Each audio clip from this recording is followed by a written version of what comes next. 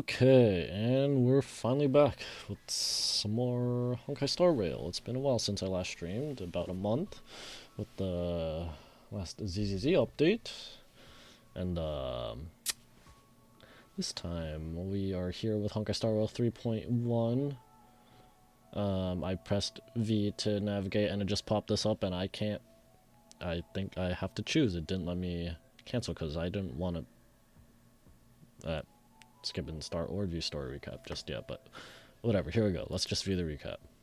A mysterious celestial body entangled by three paths appeared in the Memo Keeper's mirror. Emphorius, the eternal land, the next stop for the Trailblaze. But the landing is not a smooth one. After surviving the crash, the Trailblaze squad meets the local Crisis Air heroes. They learn from them that the titans supporting the world are rotting away, and that the land of Emphorius is covered in scars. In Okema, the final holy city, the two members of the squad undergo great trials and gain the trust of Aglaya, leader of the Crisis Heirs. Facing a threat from beyond the fog, everyone decides to band together to defeat the Strife Titan Nikador. In order to destroy Nikador's true form, the group plans to infiltrate Castrum Kremnos of the past to discover the truth. At the end of the Abyss of Fate, the Trailblaze commune to the Time Titan Ornyx and somehow receives a gaze from Fuli.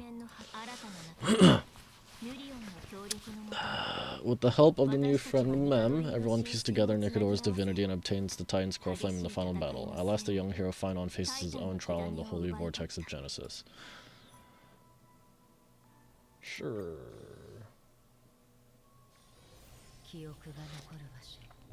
Await Finon at the vortex of Genesis. Oh yeah, I spent a bunch of time trying to figure out a, quote, low spending, low budget, whatever, team for this Memory of Chaos 12, but it was painful.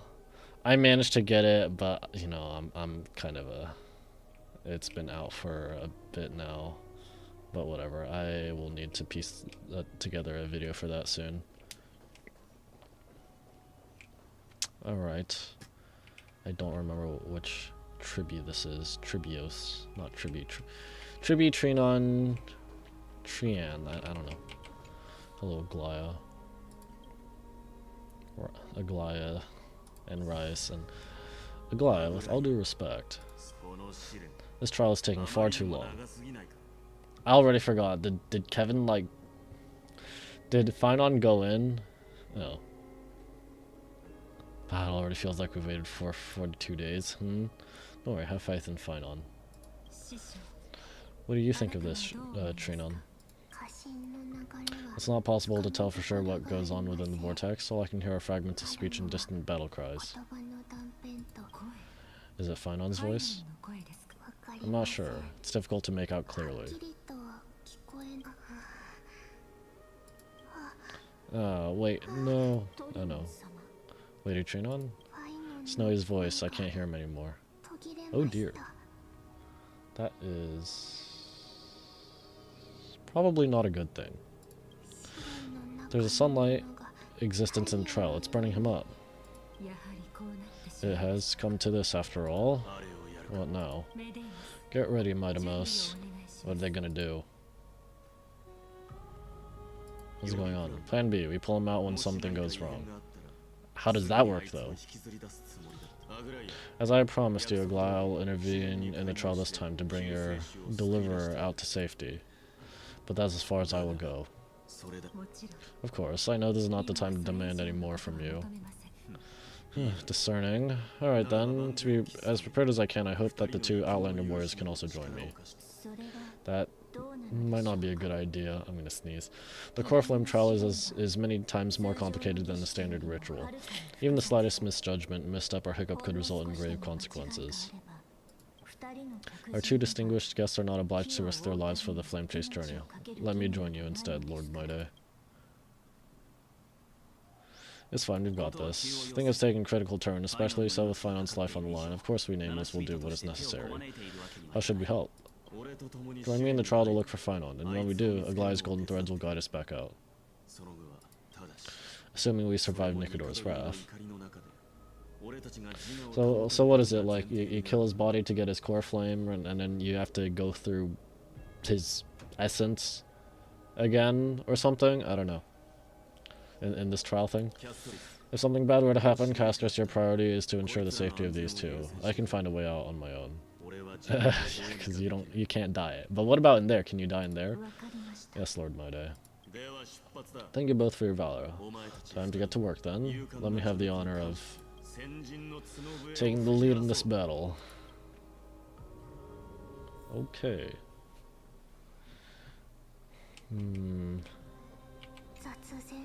Can't get rid of all the noise. Please stay safe. What about you, Dragon? Let's also make our way to the front of the Spirit Basin when you're ready. May that warrior be safe from harm. When you are ready, I'll preside over the ritual on Trinon's behalf.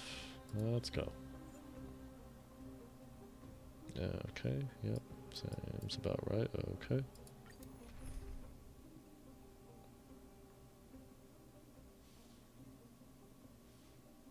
Okay, well, I can't use my... I mean, I technically can use my standard Acheron team because E2, but...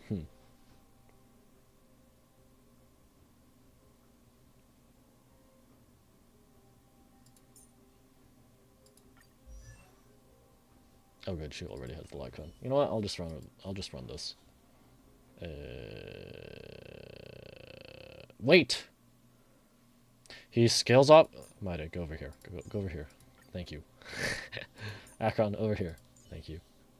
I was gonna be like, okay, but then wait. He scales off health, and everyone else is running except for well, almost everyone else.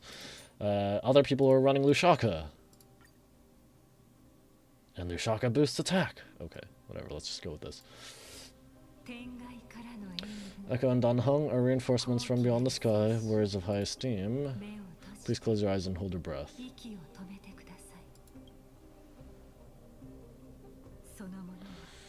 They once kept the fate of this world and many other challengers safe from the devastating rage of strife.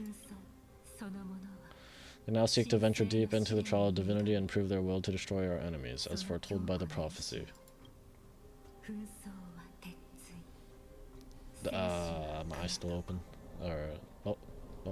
When the hammer strikes the anvil of the war, the heat and impact will leave behind scars, and between them a demigod shall rise.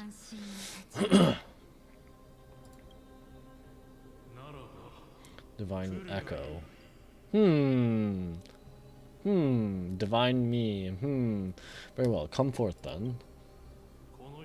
Souls formed to this realm and warriors in the making.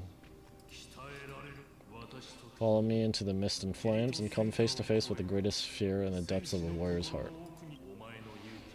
And with thy strength, banish the darkness and usher in sunlight. Let all lost souls find courage on a long journey back home.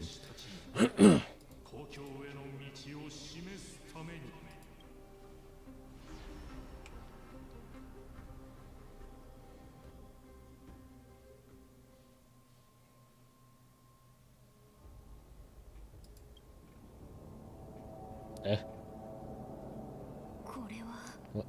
People burning up? What's the matter? Surprised? Where there's strife, there's carnage. It shouldn't come as a surprise to see such a sight in Nikador's trial. Why is it just you, though? Where's Don Hong? I don't see him around here. We should go first. Let's pray he stays safe. Oh dear. The greatest fear in the depths of a warrior's heart, huh? So this is what he fears the most? The people, oh, being rejected? He fears rejection?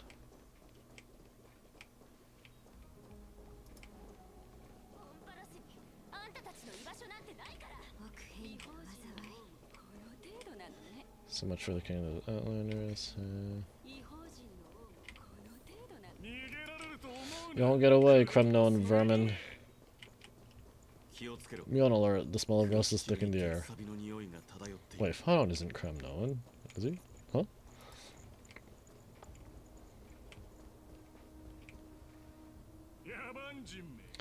Tell me your name, brute. Your demise shall be a tale I boast about at the feast table. My name is Perdiccas, and I'm here to avenge my people. Kremnoans and Okamans are at war? Herdikas. Even the tragic cries of beasts at the slaughterhouse sound better than your name. Pernidas Parngas.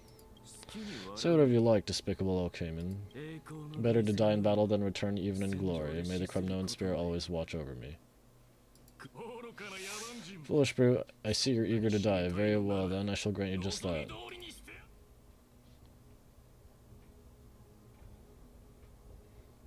I want to interfere, but can I? You are? Oh, so the Alpha Brute has found his way here? It's a pity though, you're too late, you'll never stop the Holy City's army. Watch as I make this pathetic warrior of yours the first sacrifice. Nope. There he goes. Mightimus, my king. Oh, it recognizes him. Avenge me. Is this? You're next. Huh? Go ahead and try it. Sound of a body contorting and snapping. Whoa, what? Face your death, cowardly king. Heh. Heh. Where'd that happen? Insatiable bloodlust is a product of Nikodor's wrath. Okay, so what is Mightimus? What does Mighty actually do? What in the frick? 96 crit value? Okay.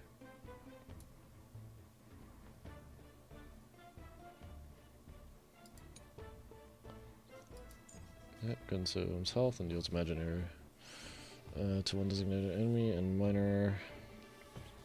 Wait, what? Okay.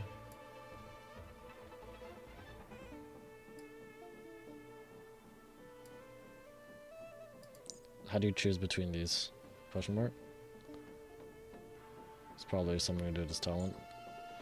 When losing health, accumulates charge. When charges is full, and tears Vendetta.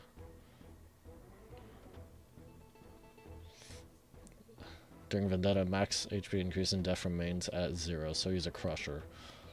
From Arknights. Hey, YouTube is not receiving enough video. Let's see. Start this unit's turn. Automatically uses Kingslayer be king. Is that a skill? Yep, it's this one.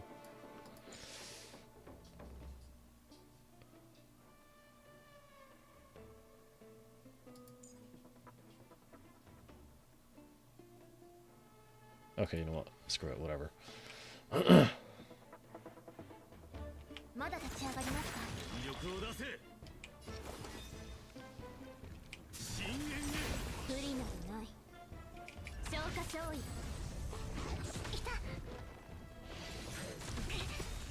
Wait, the reverberation just cringe. I forgot to put on my Aqua my cone back on. Oops. Absurd. I know this, okay, man. Strife contorted an honorable warrior into this perverse and twisted being. And that horrible noise, I can hardly suppress my bloodlust when it sounds. This battle cry must have gone to Finon, that's why he lost himself. What a useless fool.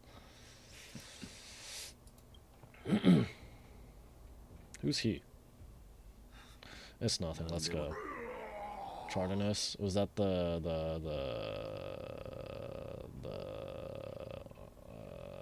frick. The weaponsmith guy? That voice is Chardonnus? Not you too, Chardonnus. Okay, let me get this back on. Where are you? Thank you.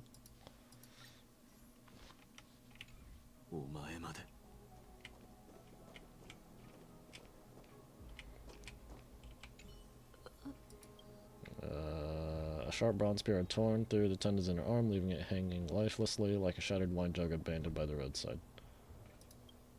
As the soul ebbed away, darkness veiled her eyes.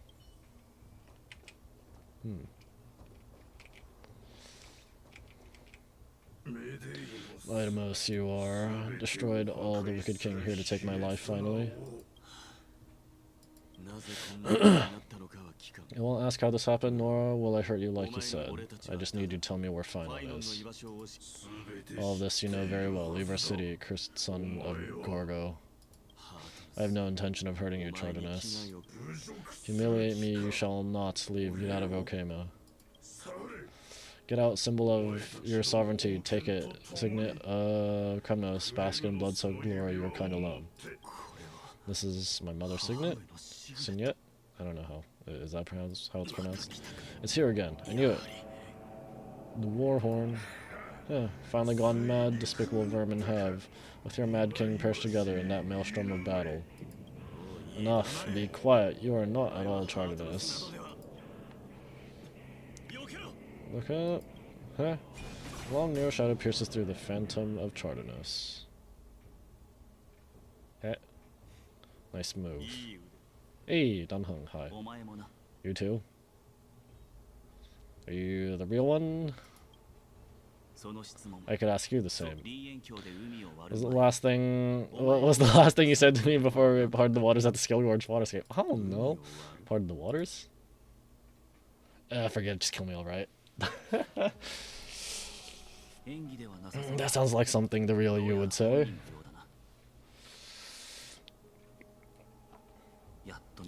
Wasn't easy, but I finally found you too. So, you are Danheng. What did you go through before meeting us? Just some memories from my past, nothing worth mentioning. You mean you saw your past too? Huh, the trial of strife is a vicious one, alright. What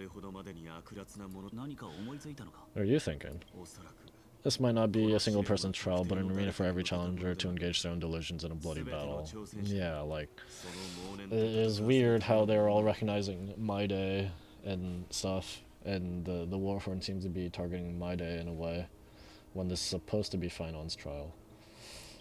I saw someone from my past a while ago, someone Finon has never met.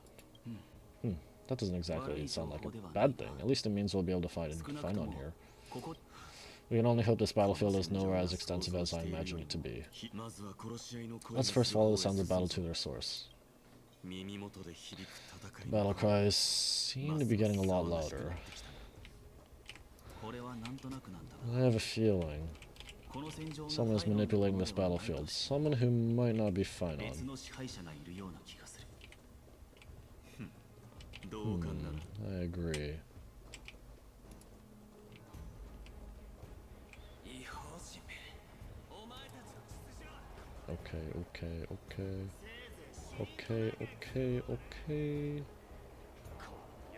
Okay. Just as I thought, this is where the battle cries were coming from. The true entrance to Nikador's trial. Is that the gladiator?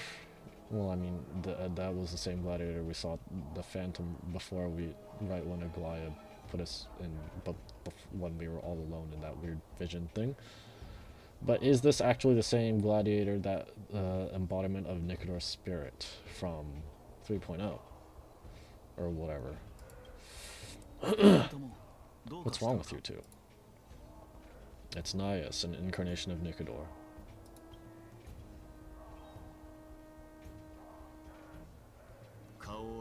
I'm seeing him for the first time, but there's no doubt about it. What I'm sensing can only be Strife's bloodlust. The one manipulating this battlefield is Nikador himself. Ah, Midamus. You are a keen warrior indeed. You know me? The blasphemous prince. Of course I know you. And I happen to know that you're here for the soul of that white-haired warrior. Great. Let's cut to the chase then. Hand over that poor excuse for a sword master so we can be done with this farce. No. Excuse me. Sorry. I applaud your courage and strength for coming this far, but you have chosen to besmirch the dignity of one who has fallen, and I cannot turn a blind eye to that. It's gonna be one furious battle we won't be able to get out of. You won't go easy on us? Nah.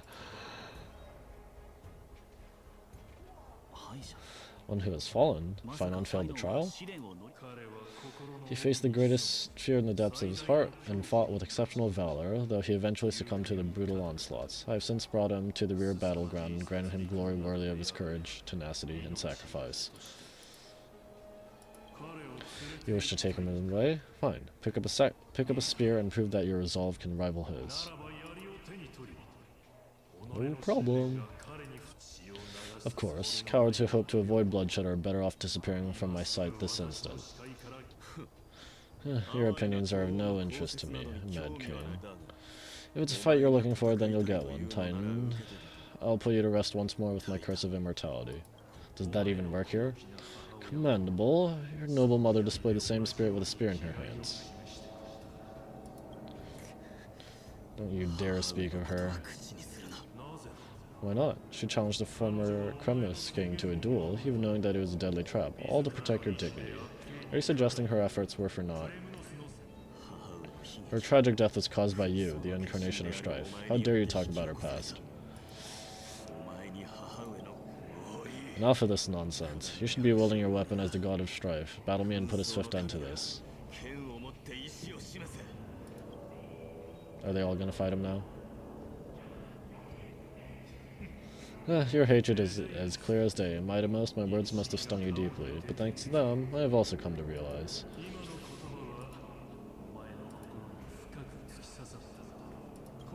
This is why you killed your father for the throne, only to let your sink to the bottom of the Sea of Souls, refusing to let the glory of Kremlis live on. This is why you slew the Strife Titan, only to reject the core flame, letting strife continue instead.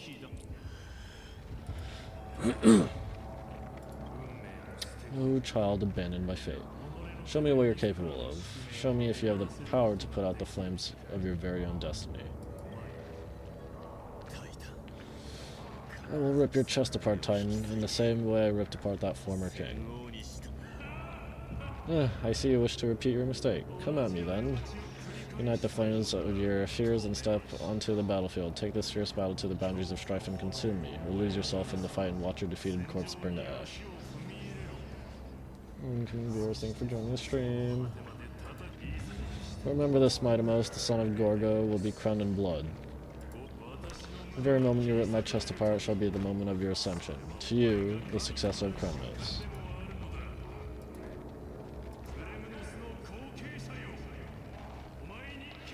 Donhung is just like, hand on hip. That white-haired warrior knew he was no match for me, yet he chose to fight till his very last breath.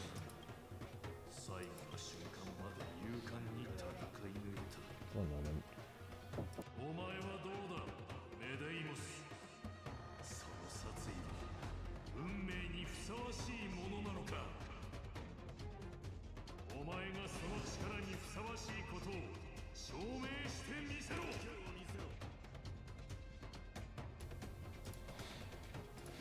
I swear having a sign on my door does literally nothing, even though it was suggested to have that in the first place.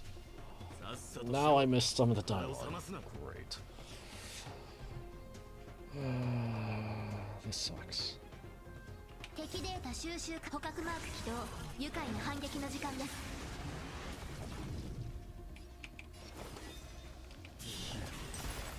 Mournful cries, miserable wails. I can't tell, my door was closed all the way.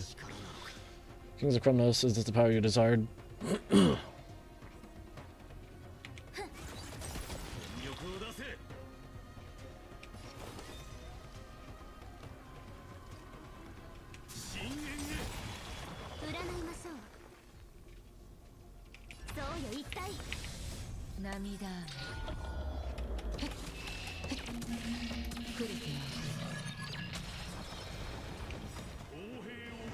In the name of fairness, I grant you the blood of strife.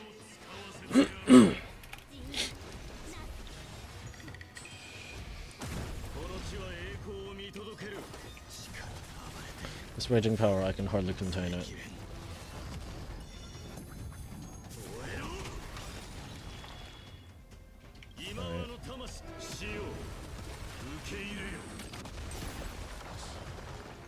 I have no idea what that did.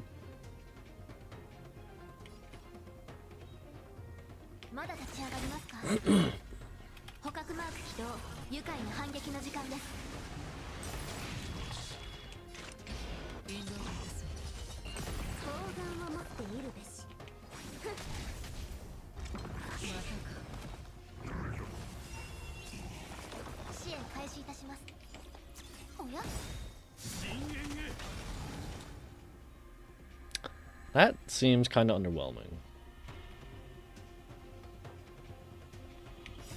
Also, is that just like automatic? It just automatically goes?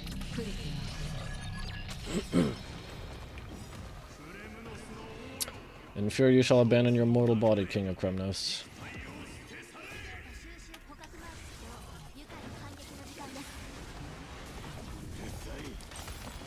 Oh, noisy.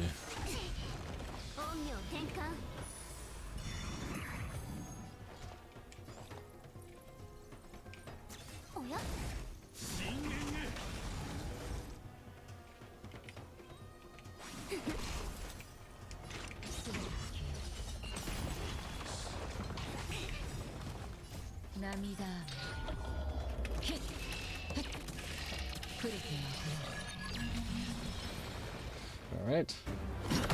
Oh, got soon.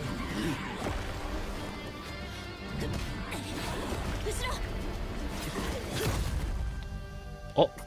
Oh! Fine on? Oh!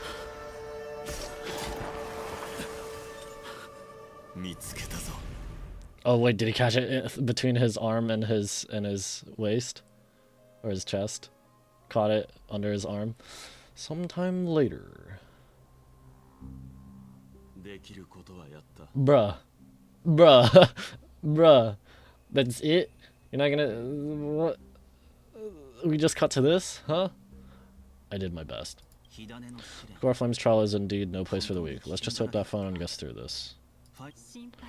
There's no need to worry. His soul is in a stable condition. With ample rest for both body and mind, he'll be up and about in no time. So, does he get to try it again, or what? The greatest fear in the depths of his heart, Lord Fanon must have been forced to live his past during the trial and revisit his homeland that had fallen to the black tide. In all likelihood. Is black tide really that scary? Since coming to Amphorius, we've heard many talking about this black tide. Could you tell us more about it? It is one of the culprits that drives the people of Amphorius to madness. It was during the era Belka that this unspeakable thing first happened, like a plague, alongside the first titans of calamity. Nobody knows where it came from or how it came to be. What we do know, however, is that it is steadily encroaching upon what little remains of this tranquil land, much like a rising sea closing in on an island from all sides. It is for this very reason that it became known as the Black Tide. Is this the thing that we're ending up gonna help solve? Sunday, where are you?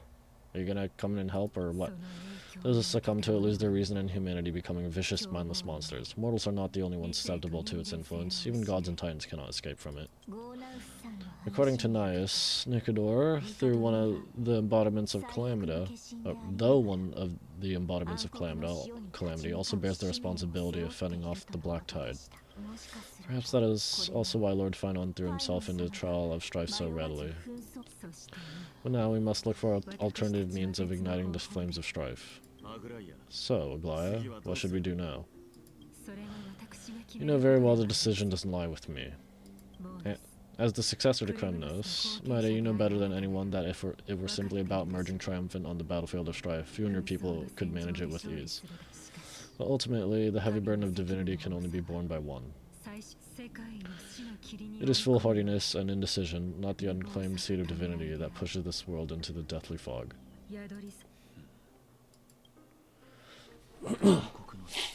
Black Tide. I'm gonna disappear for a moment, I need water.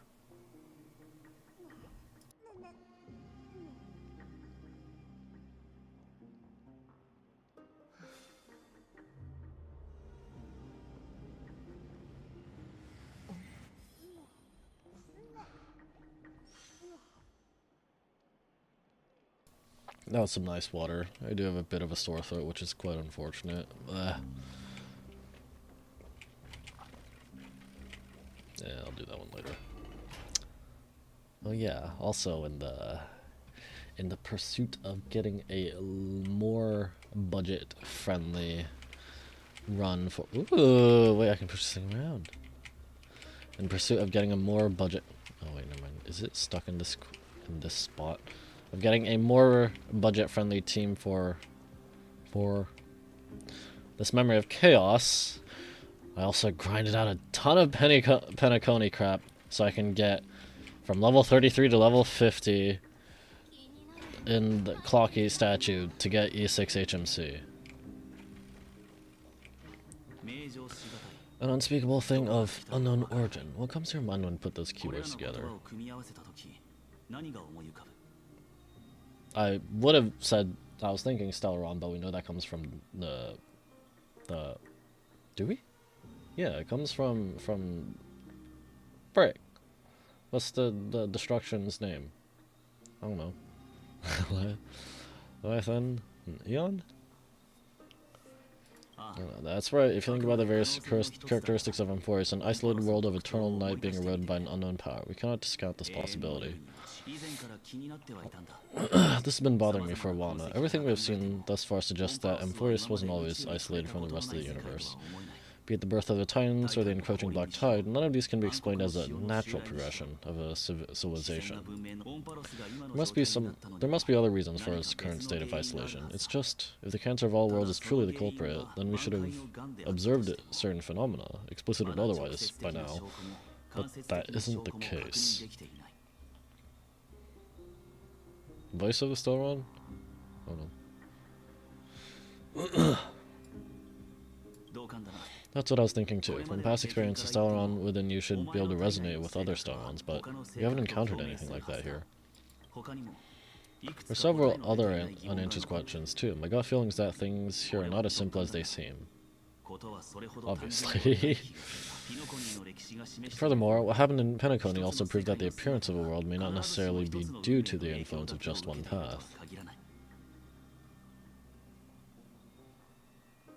Who knows, maybe could be an all-star cast. No sweat, the Trailblaze can tackle even 10 paths if it must. It's good to be motivated, at least. For now, let's just take things as they come. The Black Tide should be a good starting point. Since Nicodor has fallen, those who are suppressed by them will no doubt begin to counterattack now. Excuse me. Seems our trailblazing expedition is growing in significance. At the same time, on the other side of Marmoreal Palace... Tribby? No, alright, this isn't the first time he's been like this. A long time ago. Spare me. Yeah, I'm not worrying about him. I figured Mighty would be like, spare me. Oh, alright. You're a little quiet, though. I'm sorry, that was rude of me. What I meant was, I know that man can pull through for sure. It's alright. Being straightforward suits you better. Actually, there's something we are curious about. What do you see in Nicodor's trial? Something that terrifies me. How vague. Come on, man. Isn't that ironic? There shouldn't even be a word for fear in the Kremlin language. Do you think you stand a chance against that thing that terrifies you? Is this also part of your grand scheme? What do you mean? Aglaia knew that Phynon might fall, and she expected me to take his place. That was the plan all along, wasn't it? Yes, looks like you know everything. Scheming, scheming. I have no intention of condemning you for it. The Flame Chase journey is not a game, and I have long understood this. With the downfall of Strife and the ever-growing threat the Black Tide poses, if Xerxes and Ornyx are also impacted, the ramifications will be dire. They are the only two Titans who are still lucid and willing to coexist with humanity. Regrettably, I do not hold the key to completing the trial. If I wish to conquer that fear, I need the assistance of my fellow Kremnoans. Give me some time to speak with my people. It won't take long, I promise. Ah, I see. There is strength in numbers, but you must know that the trial to become a demigod is ultimately meant for only one individual. Your people, they have been eagerly awaiting a new king all this time, haven't they? If you take on the divine role, they'll have no reservations about following your lead. After all, you're the hero of Castrum Kremnos. I once was, but Lady Tribios. Talking about Tribios now, before they split into all the other ones, and it eventually something died out into only Tributry and Trinon? I don't know. I didn't watch all of the promo material. Get the frick out of here. I don't need bots here. How long has that been there? Okay, not too long. Therein lies my deepest fear. We'll talk again later. I'll be back. Date. Regardless of what happens, we will always be there for you. Thank you. The person I'm looking for is probably in the hot bath. I should go take a look. The billowing steam always brings back memories of the furnaces in our homeland. Regardless of what happens, we'll always be there for you. Alright, where am I going? Loot. Box.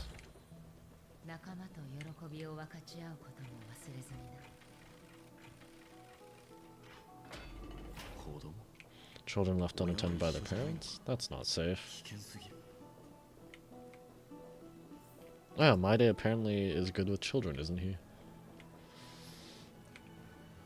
You shouldn't run around in here, kids. Hey, it's the Crown Prince. Are you also here for a bath? Oh, the prince has arrived. What a lucky day. I want to hear your tales from the battlefield. Crown Prince? Are you Cromnoans? Yeah, we are. The grown-ups said we used to live next to the arena. Well, next to the parts of it, next to it anyway.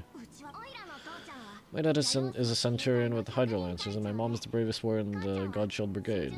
We used to get tons of silver coins from Mr. Crateros. My parents are serving in the Holy City garrison. Now, as warriors of Kremnos, they're braver than any Okaman. Why are you kids here alone? Where are the grown-ups? Mom and Dad were asleep, so he snuck out to play hide and seek with Mr. Crateros. An old man can be such a child sometimes. Do you know where Crateros is? I happen to be looking for him. Sorry, I don't. Come to think of it, we haven't seen him in a while. Did he get lost while trying to find us? No way, Mr. Crateros is a member of the Royal Wing Elite. He's the best at hunting down enemies. He was kind of near Varrock's lair when we went to hide. I thought about taking a peek, but who knows if it might be a trap he set. It was prudent of you to be cautious. Which Varrock's lair was he with? It's, just take a few turns after you go out from here. It's close to the bats. Alright, I'll go look for him. You should consider the game over and head home for now. Don't play around the hot baths again. Wait, Your Highness. Is there something else? I heard you retrieved Nikodora's core flame. Does that mean we get to go back home soon? Doesn't know. Have you ever been to Castrum Kremnos? You're all born in the Holy City and living lives no different from the Okamans. Everything you know about our people comes only from the tales of others. You have never even witnessed that blade in the sky with your own eyes. How then is a city you have never seen your home? Because this place is definitely not home. Mom and Dad told me that the children of Kremnos are born to wield swords and fight on the battlefield. They also said that the Kremnon detachment, led by the Crown Prince, is the bravest army across all of Amphorius. No one can defeat them. The kids in the Holy City won't play with us. The moment they find out our parents are Kremnons, they shun us. But we don't care. We all know that the Crown Prince will take us home one day. The time has not yet arrived, but, young men of Kremnos, heed my command, return to your parents at once. From here on, you are to dedicate yourselves to rigorous training and a healthy diet. You must not neglect these two aspects if you are to become a brave warrior of Kremnos. Only by following this path can you be deemed worthy of returning home. Fuck. Yes, Your Highness. The future of Kremnos. I should find Crateros. I'm a rebel fly. Rebel fly? Whatever that is. I'll talk to you later.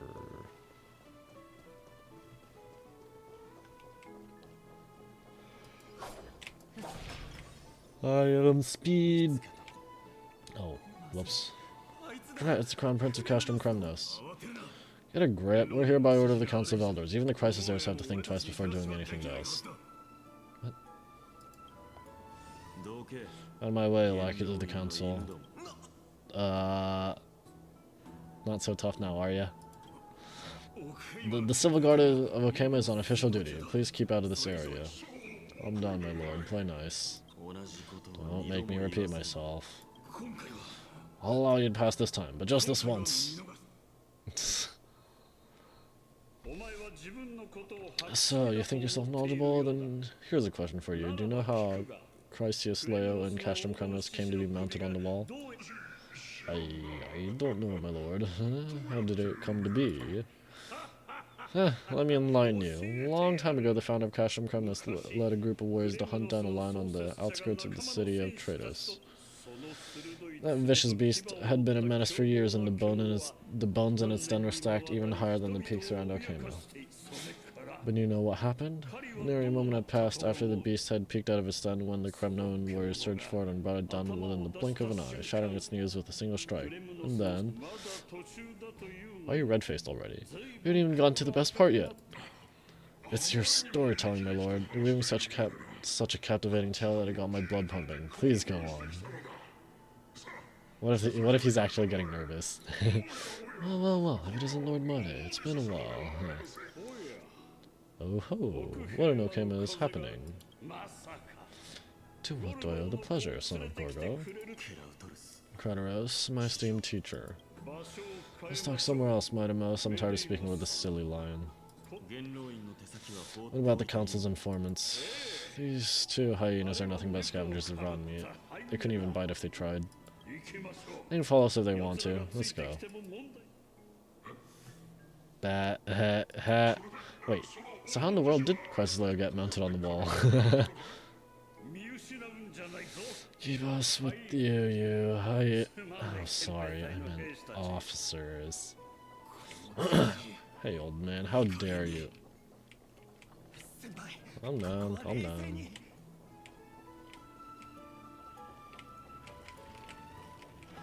Pop. Catch. I'll catch it later. Box, don't fall behind. No, unless you want to upset our friends here. Pop. Why are they following? They're following me? Don't you dare try any tricks with us. Why are they following me? They're not following him, they're following me.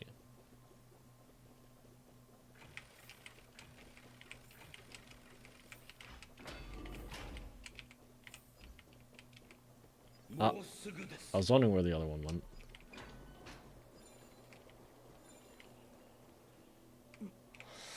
What have you stopped? This is a nice spot for a private chat. Shall we, sir? Let's do it. Oh, are you gonna knock him out? Let's go! Pop! What are you up to? Someone help. Wait. Some privacy at last. Nice.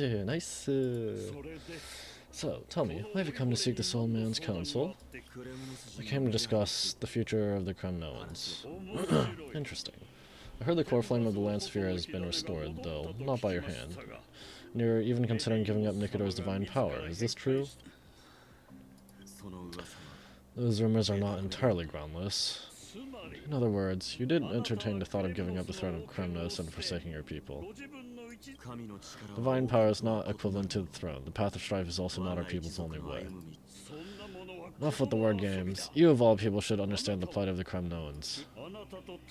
Think about all the warriors of the Kremnoan detachment who left their homeland with you. Think about their children. Only the yearning of our former glory days has kept us going all this time.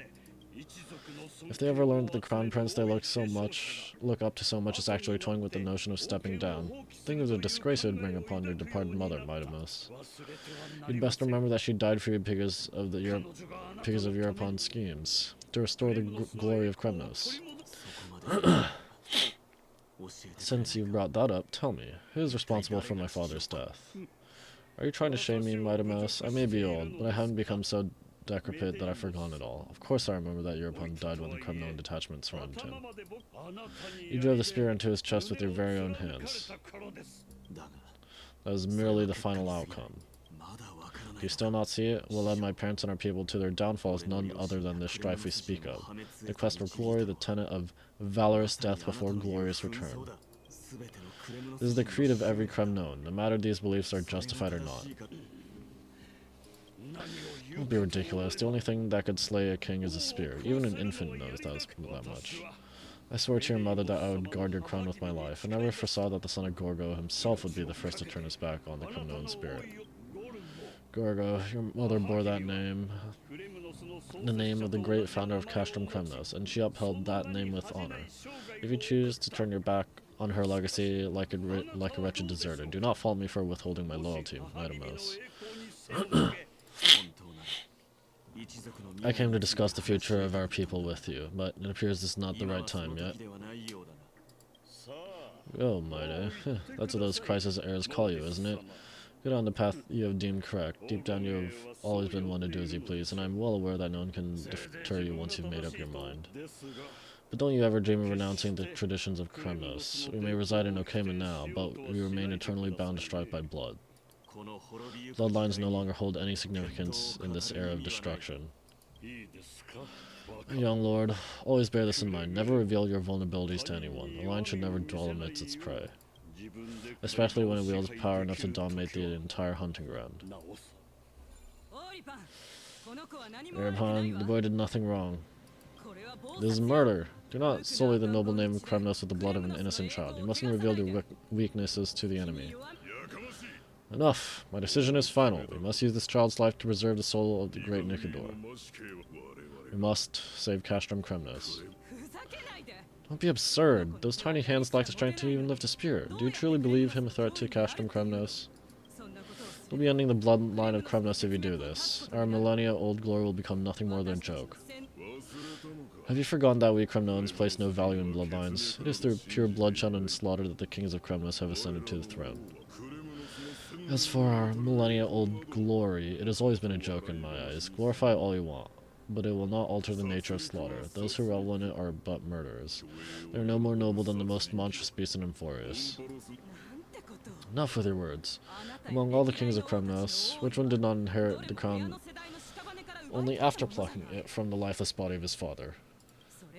Listen to yourself now. Do you truly believe you can cleanse the blood from your hands through mere words alone? Nay, quite the contrary. I will end this cycle of bloodshed, starting with this child. With these blood-stained hands, I will end it all. I don't understand. Your failure is inevitable, Europawn. You're just a coward who can only raise his blade against his own child, a beast that murders his own kin. Rolling elites and Ephors of Kremnos, you cannot sit idly by and watch this atrocity unfold. If you consider yourselves the honorable sons and daughters of Gorgo, then take up your spears and join me in putting an end to this bloody charade. Does anyone else have any objections? If so, come forward with your spear and prove your mettle. Understood. 5, 4, 3. No one dare stand by my side? Cowards! Has that crown stripped you of your courage? 2, 1. It appears there are no objections. Then, in accordance with the Kremnoan Council's principle of tacit consent, the decision is final. With all present as witnesses, the child shall descend into the Sea of Souls, where he will nourish the Lancefier and join the fallen heroes. May fate and the gods await your arrival. My son, Maidamos. Stop. If you have more to say, then speak. On account of the life we have shared together, I grant you this one final chance. With the blade of fury above us and the council bearing witness, I, Gorgo, hereby move to challenge the crown in accordance with the laws of Kremnos. O unworthy king, in the name of the Council of Elders, I demand that you duel me. Very well. We shall see who the Kremnoan blade strikes down. Maidamos, my son. Now tell me to forget, but how could I ever? The son of Gorgo will be crowned in blood. If there is no Kremnos without the crown, then I shall seize the crown and smash it to pieces to bring the people to their senses. The mother roared in anger. The armies remained in silence. Only the cries and the waves of the Sea of Souls echoed. I do not understand. Ever since the battle with Nikador, you haven't slept so soundly in ages. Even if death itself came to rouse you, you'd probably retort, why does life slumber? Because the bed is warm. Because everyone has to wake up. I don't know. Yet a chill from the river of souls wafted by, a sensation hauntingly familiar. Could death truly be at your door? Best open your eyes, just in case. Yup, hi castorice. Miss Echo, you're awake. Castorice, why does life slumber? That's a complicated question. I'm not sure I can answer that. I apologize for arriving uninvited. I saw you were still sleeping, so I took the liberty of waiting nearby. I bring a message from Lady Aglaya. She has prepared a gift for you and Danheng and wishes to present it to you in person. Oh, a gift? Gimme, gimme! I'm glad you're in good spirits. Alright, let's set off. Nameless recollection. The Crown Prince of Kremnos revealed the past in the trial of apotheosis. The past gained through your travels, head to the book and write it down. No. I don't even know half of these mechanics or whatever. I don't remember what this thing does.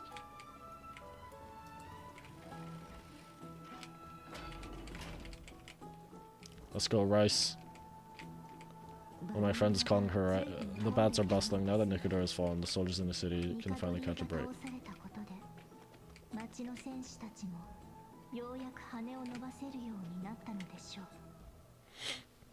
One of my friends is calling her Rice, because, I don't know, pronunciations are hard? I don't know.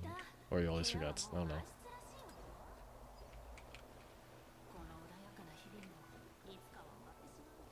Box!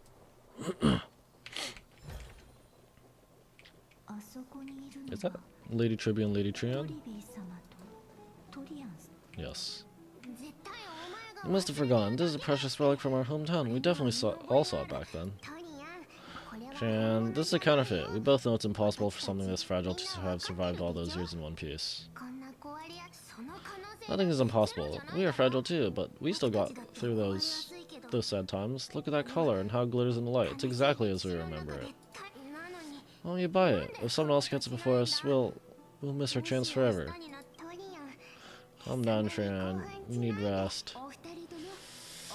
Please, there's no need to fret. If you need more time to make a decision, I can put this aside for you until tomorrow, or until you're ready. Is this person scamming? Or what? How much is she selling whatever for? No, that's alright. She'll come to her senses tomorrow. We'll be off first. Trina's just what? Trina's super mad. That's what. You've forgotten all about Mama. Mama gave us something just like this before. Hey, Tribios? Trian. Oh dear. See you tomorrow? I hope you two patch things up soon. See you tomorrow. May the winds of fortune bless you.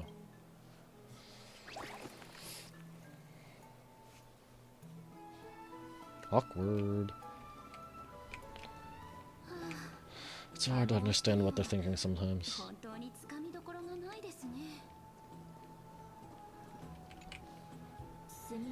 Excuse me, if you don't mind, could you tell me what Lady Tribby and Trian were discussing just now? Oh, it's Miss Castorice. It's been a while. Well, honestly, I'm not quite sure myself. See, I have a little hobby of collecting handicrafts. Some time ago I found this trinket being sold at the Marmorial Market and bought it to use as decoration at my stall. When Lady Tribby and Trian walked by earlier, Lady Trian happened to catch sight of it and promptly insisted that it was a precious memento from her hometown. But Lady Tribby believed it to be a counterfeit. She said it couldn't possibly be from Janisopolis. The likelihood of such fragile glassware surviving the crisis was simply too low. For some reason, Lady Trian became awfully upset after hearing that. I see.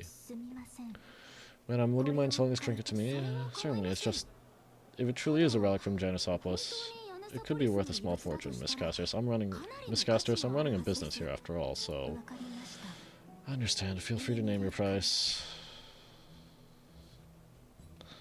That's a fast. I object to this. And what might your concerns be, my friend?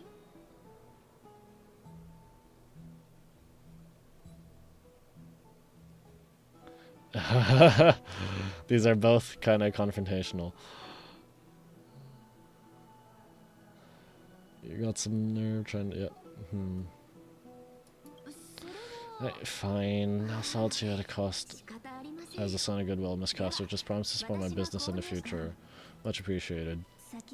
Thanks for helping me out. I'm not one to venture out often. While I have some savings, it takes a lot out of me to even talk to people, let alone haggle. Had you not been there, I would have been set back plenty.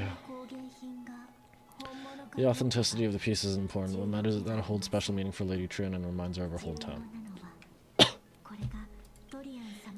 I've long wished to show my gratitude for Lady Trion's care, but I haven't been able to come up with any ideas for a suitable gift. This chance encounter today feels like divine intervention. Perhaps this is the gift I've been searching for. Still, this trinket is admittedly rather fragile. I'll have to make some adjustments, stitch it onto a wool felt to protect it. That way, no matter how much Lady Trion runs around, it won't break easily. Alright, back to business after that little detour. I need water again. Let's keep moving. Don't stray far now. We've already kept Lady Aglaia waiting long enough. I disappear.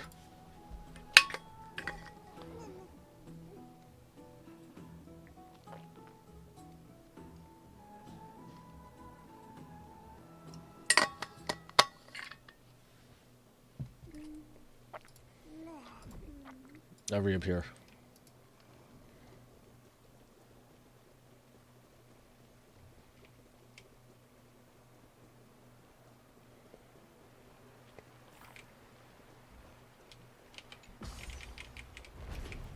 You're just standing down there? What? What? Huh. Huh? Huh. Alright. Oh. Dang, death teleports. It seems your friend arrived before us.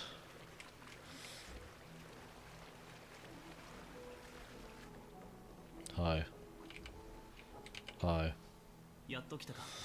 You're finally here, Echo. Welcome, Cass, unusual trailblazer from beyond the sky. You're up so early, Dunhung.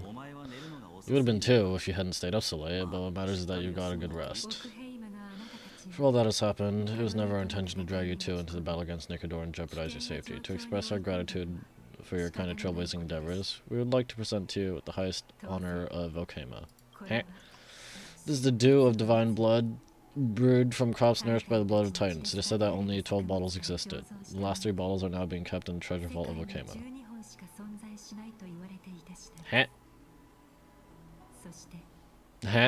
Something about this feels kind of off somehow. I don't know. Back in the days of prosperity, cities fortunate enough to acquire it regarded as one of the greatest treasures ever. Unsealing it during a ceremony held in honor of 2 cities' diplomatic ties is the highest form of respect one could show the other. And now, in keeping with tradition, Okema dedicates this drink to our esteemed guests from beyond the sky in appreciation of what you have done for us. I'm not of drinking age yet. The Express's house rules about drinking, even I'm not exempt to them. This precious gift isn't simply a token of gratitude, though, is it, Lady Aglaia? Very perceptive, Mr. Dunhung. Your heroic deeds have proven that you have come in good faith. With the dew of divine blood as a testament, we wish to forge an alliance with the Trailblazers. We still don't have contact with them, though. Volt, Sunday, Thirda, what are you doing?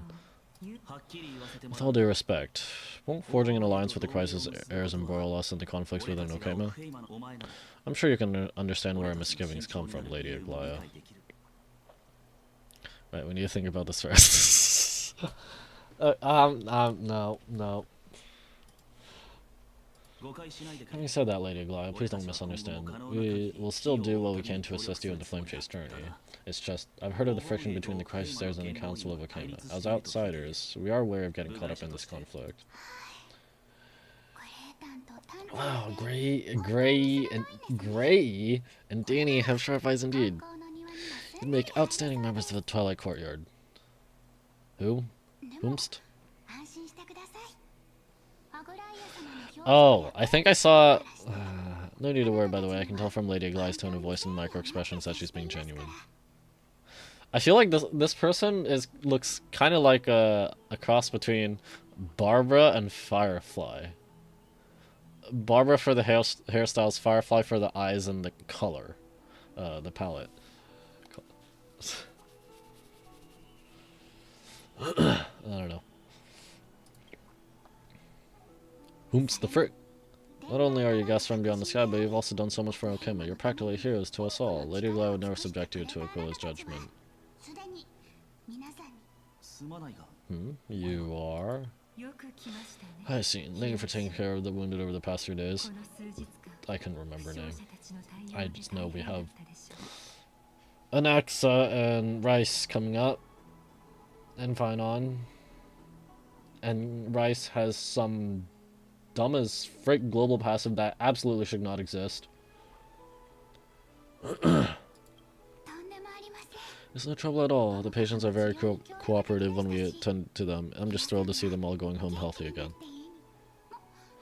And, oh, it's Cassie. I've missed you. Only just missed her? Is Aglai's nickname Agli? Aggie? Gray? Danny?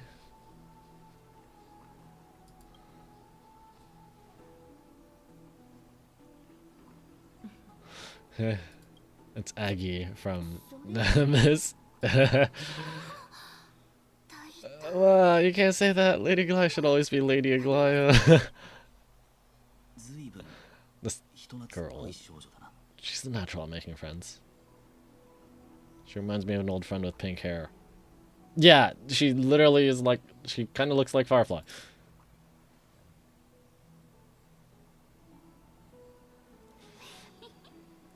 As an acolyte of Aquila, I'm here to bring a healing light to the world. Plus, I've heard you're also children of the distant skies. Fate must have brought us together.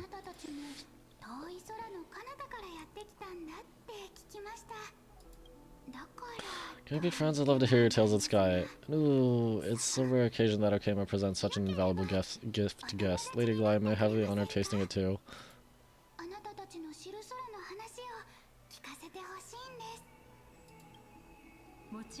Of course you may, esteemed guests of Okama. Please believe me when I say this gift carries no hidden agendas. As for the matter of the alliance, you need not give me an answer here and now.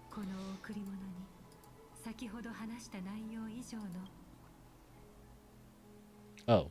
She's here to help Aglaia recruit us.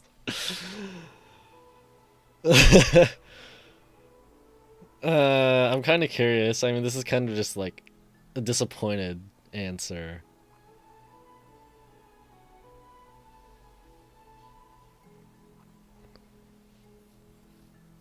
If you insist. I see. In that case, we'll accept this gift from Okama. We welcome the chance to talk with you, Lady Hyacinth. Yay, then I'll get started on my questionnaire. Hat? Pardon the question, but I've been meaning to ask this for a while. Micro-expressions, tone of voice, questionnaires. Are these all part of the usual skill set for Aquila's priests? Allow me to do the honors. This young lady is Hyacinth, assistant lecturer of the Nurseporus of the Grove of Epiphany and head nurse at the medical institution known as the Twilight Courtyard. Many of the crises there suffered injuries during Nikador's attack on Okama, so the Grove sent Lady Hyacinth to treat the wounded in Okama. But what I'm really good at is helping people sort out what ails their mind and spirit. If you're ever feeling troubled, come find me. A little sunbathing in Courtyard will chase all your worries away. If only it were that easy. Oh, so you're a therapist. Thank you, Yume Mizuki.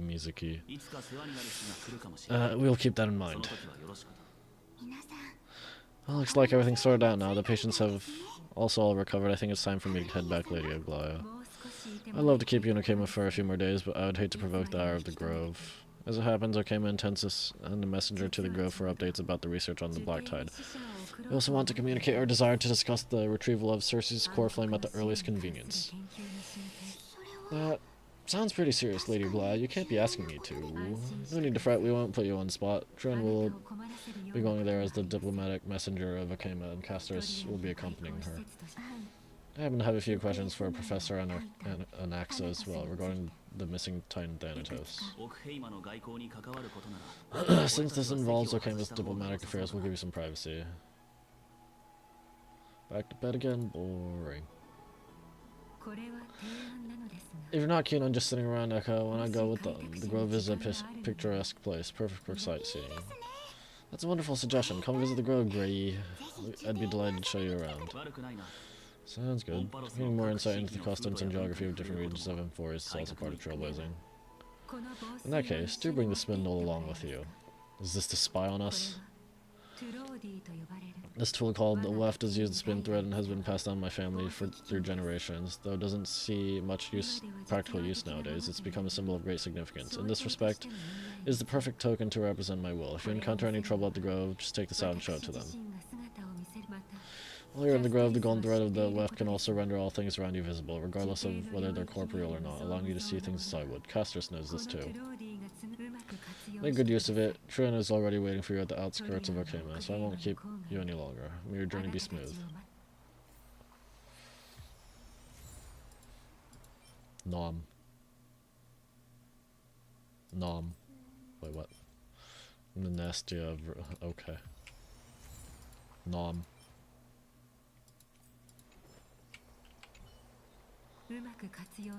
Okay.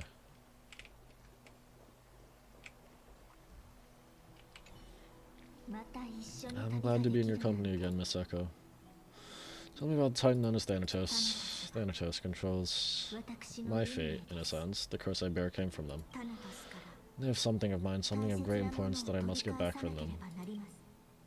He's Professor Anaxa. When I was studying at the Grove alongside Fauna and others, Professor Anaxa was responsible for teaching us about the Crisis Heirs and the Titans.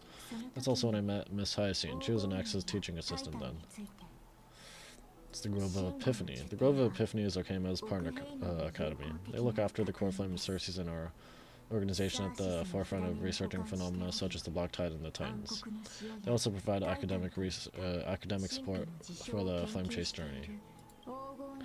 Several Chrysos heirs are blessed in the Grove, including Miss Hyacine and Professor Anaxa, are based in the Grove. Yes, okay, so Anaxa are... Oh, they're all Chrysos heirs. Was that already stated? Did I miss something earlier? I'm sure I missed some stuff.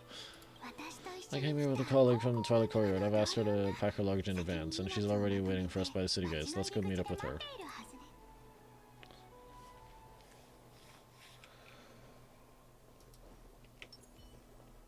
Go! I am the fast.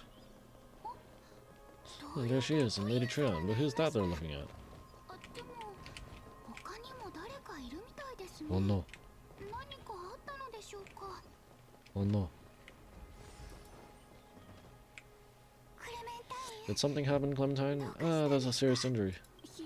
Miss Hyacine, this man was discovered by Trion. Trion was in a bad mood this morning, so we went out to the outskirts of Okema for some fresh air, but then we found him collapsed on the roadside.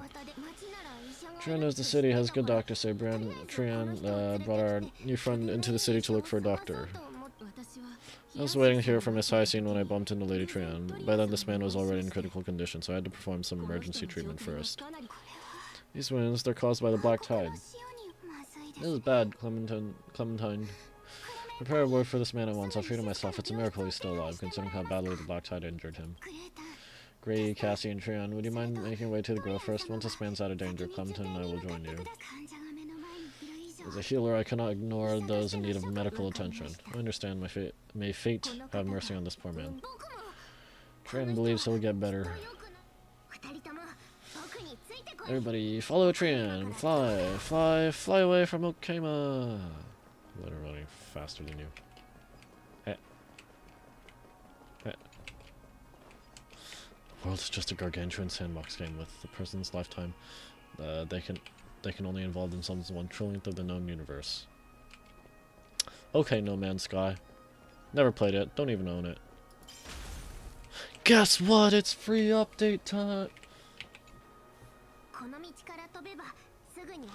Down this road we go, to the skies we fly, leaving Okema behind. Little cast, little gray, are you ready? Are you not using the Sentry Gate? Might not be aware of this, but using the Sentry Gate takes a significant toll on Lady Trion. Trion promised Tribute that we wouldn't open the gate unless we had no other choice. Let's go. I'm ready too. Okie dokie. Everybody, let's hold hands. To the grove we go.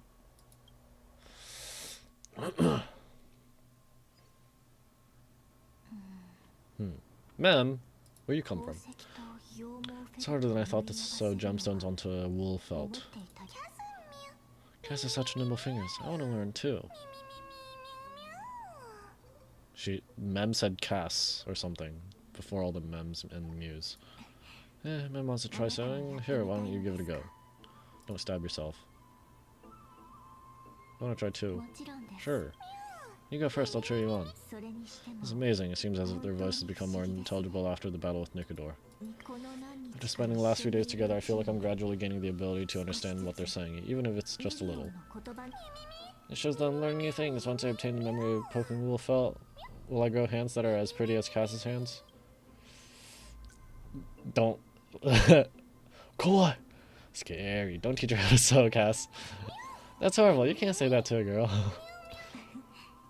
I was just kidding. Anyway, I believe that this trip to the Grove of Epiphany will definitely be a fruitful one. How exciting. I wonder what changes I'll experience next. Transform into a cute girl. Now!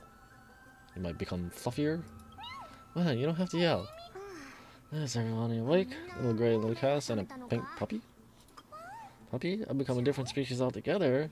And here I thought she would just give me a nickname like Little Memmy. It's already at action hour. Lady Triana, I hope you're well rested.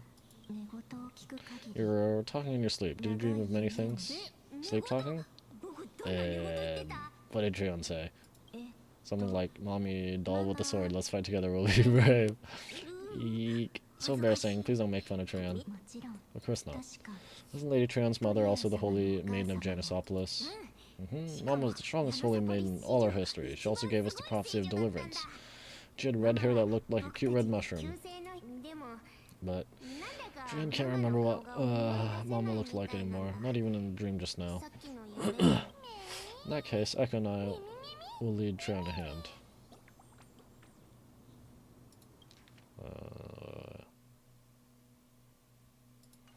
But you don't have hands, only paws. It's just a figure of speech. Think about it, there are so many memories scattered all over this world. Surely at least one contains an image of Trian's mama.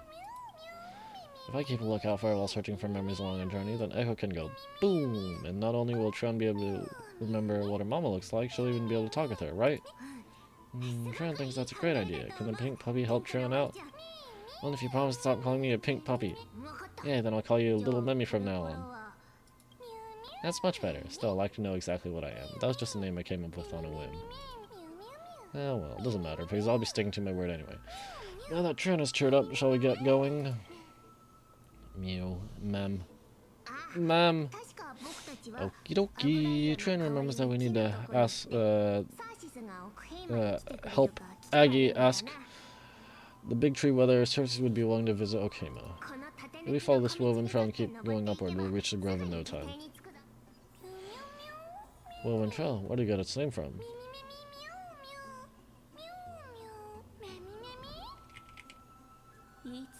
Legend has it that whenever they requested an audience with Cersei, Nastia would always come to the meeting in a long white dress. As the warps and lusts of the dress came into contact with the ground, they turned into paths and stairs.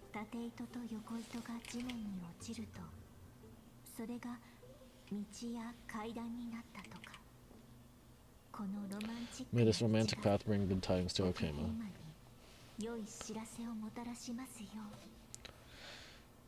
Stairs! I can't climb stairs! I lied. Look, a huge tree. It's huge! Oh, frick.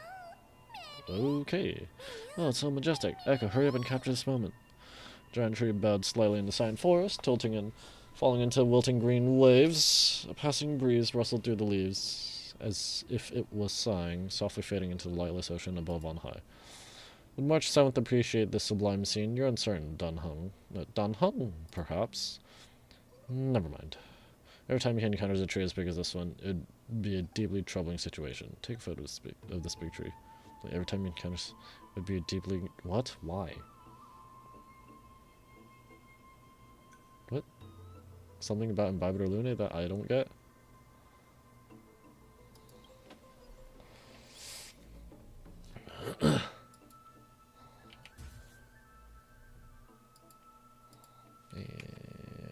And doesn't even let me save. I never fail to impress. This photo deserves an award. What is this huge tree, though? It's the Bow of Rift, the divine body of Cersei's. Flora began to grow where they planted their roots, and this flatland basin upon which we stand gradually became a large verdant forest. A long time ago, Thalasus, the first scholar, led the masses to build a garden and courtyard in the forest, naming the site the Grove of Epiphany. There people sought mental clarity, knowledge, and enlightenment. Trian knows this. Everyone says that was how this big academy came to be. But is the academy supposed to be this quiet? Something feels off. The grove has always welcomed scholars, so too would Circe give us her delicate leaves and extend her branches in greeting. Yet, it seems both the grove's messengers and Titan are indifferent to our arrival. So, is the grove closed to visitors? That doesn't seem likely. Miss Heising didn't mention anything about it. Maybe everyone's still asleep because classes haven't started yet. They don't want to be disturbed, so they shut the entrance. For now, let's look around and see if we can find out what's happened. This place is too quiet. What in the world is going on? Trying to find out, everyone. Fly to the other side. Well, not all of us can fly.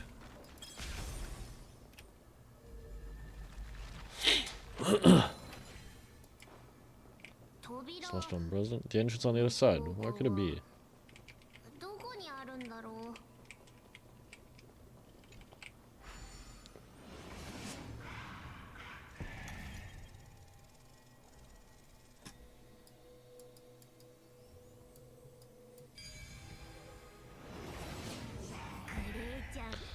Little Gray's eyes are so sharp.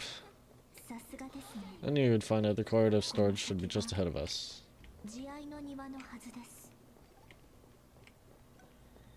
What is with all these spirit-like things, though? Give me the speed! Give me the speed! As I expected, something's not right here. Even though we're not scholars, someone should have come forward to receive us by now. Not to mention this whole place is also eerily quiet. Maybe something happened? That's possible. Hello? Is anyone there? No one's here. So, what should we do now? I have an idea, Lady Trian. Could you lend me that golden spindle? Do you remember, Lady Aglaia said this? While you're in the grove, the golden thread of the weft can also render all things around you visible, regardless of whether they're corporeal or not. This is achievable because the grove is not only where the roots of sources are, but also where the chrysalis of gold manifests. Whatever that is. Oh, Nestia, with the weft as my vow, I beseech you, entwine my body with her golden thread and affection. Is this some kind of ritualistic prayer? This is a proverb that was recorded in the handbook of Nestia's priest. If I'm not mistaken, we should be able to draw power out of this butterfly exuvia with the golden thread. There isn't a reaction. Did it not work? But that shouldn't be. Yeah? Everybody, look over there. Something's appearing. Are they white dryad flowers?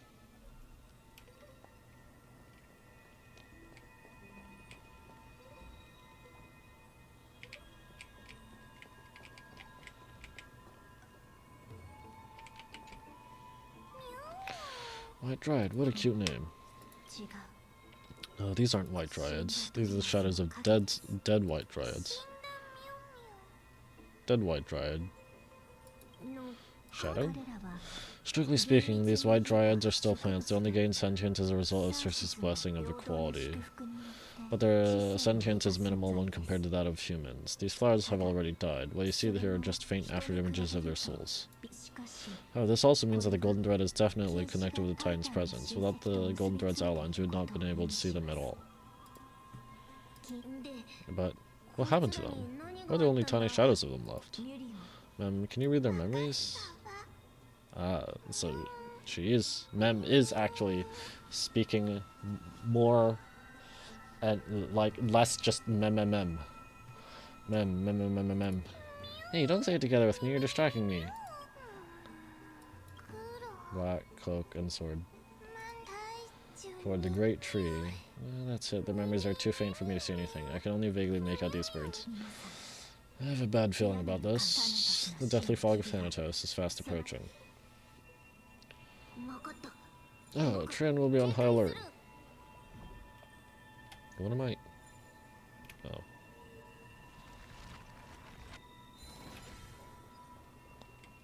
Oh, I can break it.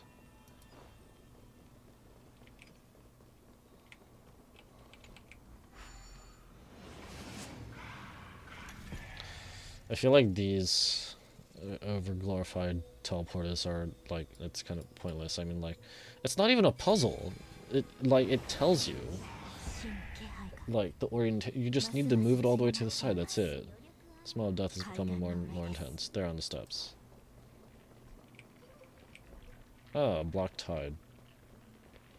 That's not good. That's not good. This looks really scary. Flower people? Mara struck? What kind of beast is this? Or is the Death Titan's kin? No, it's neither of those. This is a creation of the Black Tide. Such creatures are formed when living beings are corrupted and turned into deformed, hollow husks of their former selves. Everybody stay alert. Regardless of what has happened to the grove, the fact that we're seeing the remains of a Black Tide creation here definitely doesn't bode well. Should we inform Aggie about this? Oh, wait. That black thing seems to be moving?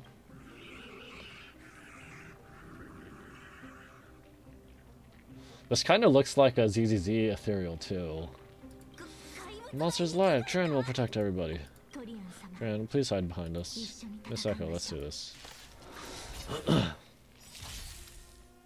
Certain enemies will inflict ally units with a corrosion state. Attacking enemies will restore corroded HP. The more targets hit, the more is restored. So is it like a wound thing? As expected, words Black Sword and Cloak. They're talking about the Black Tide.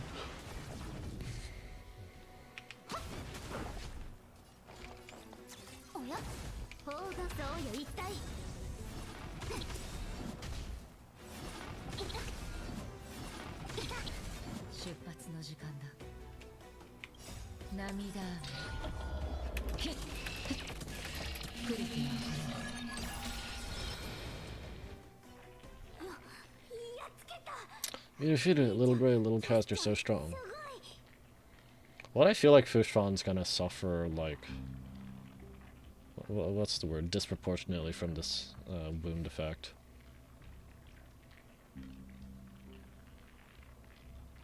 Like, this specific one, like, she needs to be the one to hit them back? I don't know. But these monsters, they aren't supposed to show up here, right? To think the Black Tide has spread this quickly to the grove despite its remote location. I'm afraid a world where strife has fallen is far more dangerous than we ever imagined. Oh no, does that mean Okema is also in danger? Looking at this mess, it seems the scholars at least succeeded in fending off the first wave of attacks. But at what price? At the same time, in Okema, Lady Aglaia, after a few days of surgeries, both major and minor, we were able to save the life of that patient found on the outskirts of Okema. Well, maybe he was a messenger or something. Like, maybe he was carrying a distress signal, or a distress message. Thank you again, Hyacinth, for your hard work. The scarring of his organs was especially severe, a result of the Black Tide's corruption. It's a miracle he's even survived. I can't say for sure when he'll regain consciousness. Don't stress yourself out over this. You've already done everything in your power to save him. There's no need to hurry to the grove either. You deserve a good rest now. Oh dear. Triby, I have something to tell you as well. There's something strange about where that patient came from. He's not Okaman. The way the stitches on his clothes are hidden is quite unique. Such craftsmanship is undeniably from the grove. The grove? You mean... The grove? Yep, I guess Aglaia's pieced it together. Now that I think about it, Castorice and the rest should have arrived at the grove by now. Ah, Tran just got in contact. The Black Tide has invaded the grove. We haven't detected any survivors even with the help of the golden thread. What should we do, Aggie? The Black Tide is posing an even greater risk to us now. I do not expect the grove to be the first to be impacted, though. Can they tell where the core flame is right now? We see it, the core flame is still there, but what? But they can't say for sure whether the Titan has also been corrupted by the Black Tide. Please let them know that for now the most pressing task is to identify the core flame and transfer it to a safe place as quickly as possible. We must also search for survivors and find out exactly what happened to the grove.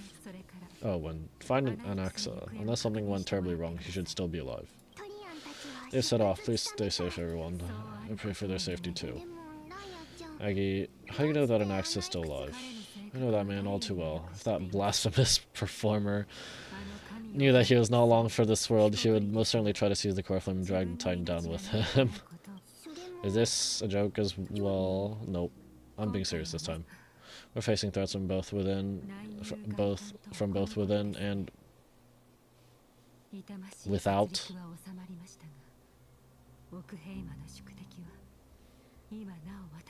Is that how people usually say from both inside and outside, from both within and without Okama.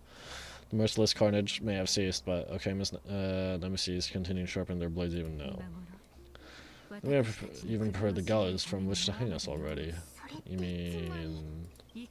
Even if the divine authority of strife is yet unclaimed, the black tide is advancing more rapidly than expected. I fear this tragedy is more than mere natural disaster. Alas, it's too late. The council will likely take this opportunity to do something. I'll try to keep this under wraps for now, but you must also take care and be prepared to do anything that may happen. So we still don't know what exactly the council does, right? Alright, should I inform Hyacinth about this? Not for now. She must be exhausted after performing surgeries non-stop for so many days. I don't want to overwhelm her with this bad news. We can only hope that the Grove weathers this crisis with as many survivors as possible. That being said, based on the condition of this patient tribute, we should prepare for the worst. It's likely he is the only one who managed to escape from the Grove against all odds.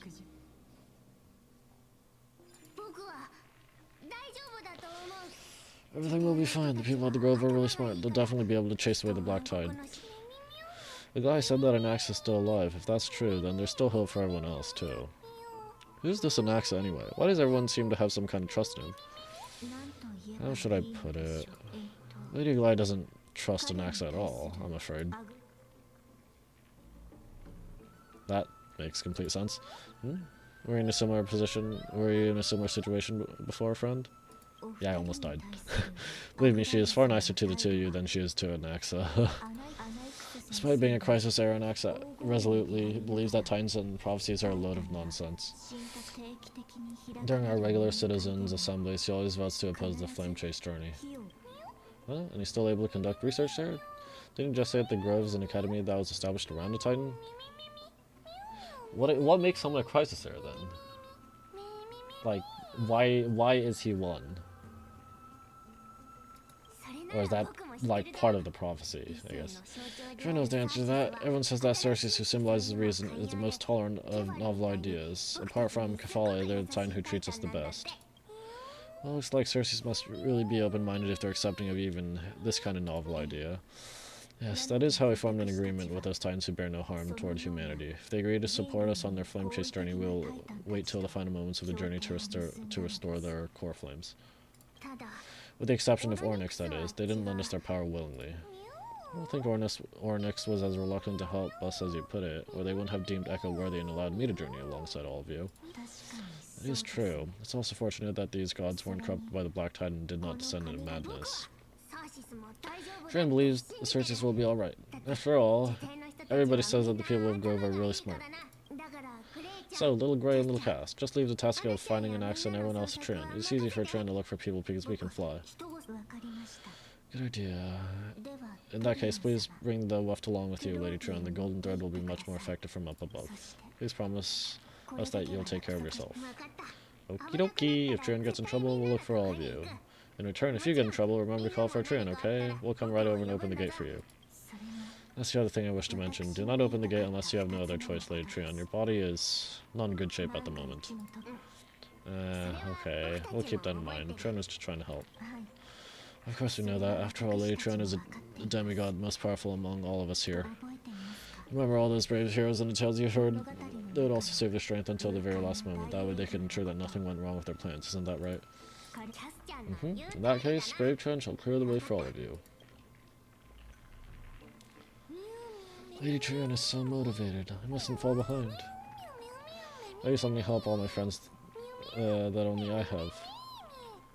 Onyx's power. Wonder if I'll find any memories.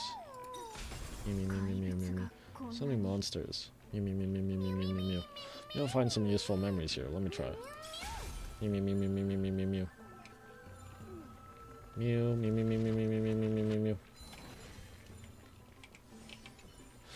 The monster's body is twisted like brambles, not allowing any living being to approach. Isn't it dead? Let me see. Ow, that hurt. I didn't even detect any memories.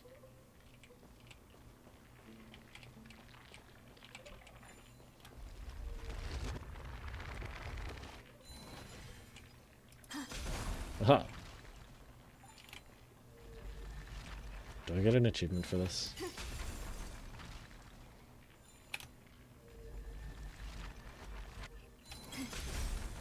I know there's an achievement for, when you're in a room that allows you to do the extended reversal, there's an achievement for going back and forth and just keeping it suspended, or like going back and forth for like 30 seconds.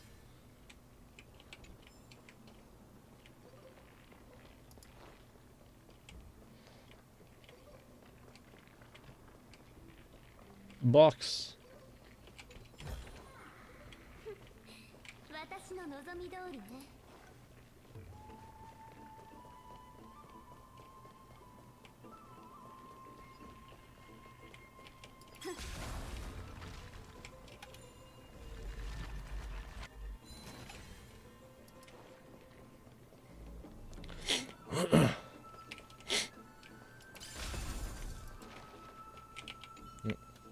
The black-colored monster has fallen like a toppled statue. Within its body lie golden ashes, perhaps the same substance as the golden blood that is commonly seen in Amphorius.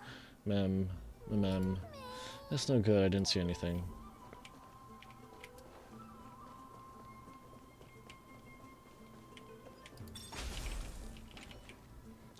A despicable, twisted life form. It was once a living soul that could mourn pain, now it can only turn its head at others until its soul drifts silently out of its shell. Maybe this monster will show us some useful memories. I shouldn't have gotten my hopes up. I really tried my hardest. Why couldn't I see even a sliver of a memory? It could be because when a life is devoured by the black tide, it loses its soul. Creepy. Catch. Life's impermanent strikes without warning. Even as a bug in this garden of reason, one must maintain daily self-examination, Kirk. Who am I? Where am I? What shall I eat?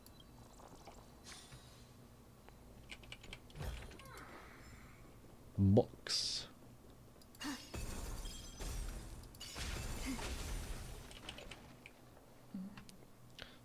It's locked. I can't open it. It was probably sealed in order to ward off the black tide.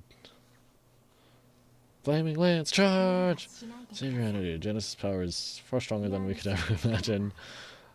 I look kind of smug. This is the story of a creation of 3 times of fate. Maybe the eyes of Ornyx will help me find a way to open it. Are you serious? Just a mere door? And your first instinct is to call on the gods? Anaxa? Huh? Memmy? Before you try unlocking the door, perhaps you should first find a way to clear the fog that clouds your vision. You scared me. Are you the echoes of a memory? My name is Anaxagoras, one of the 7 sages of the Grove of Epiphany and the founder of Nosporists. Before we go any further, rule number 1.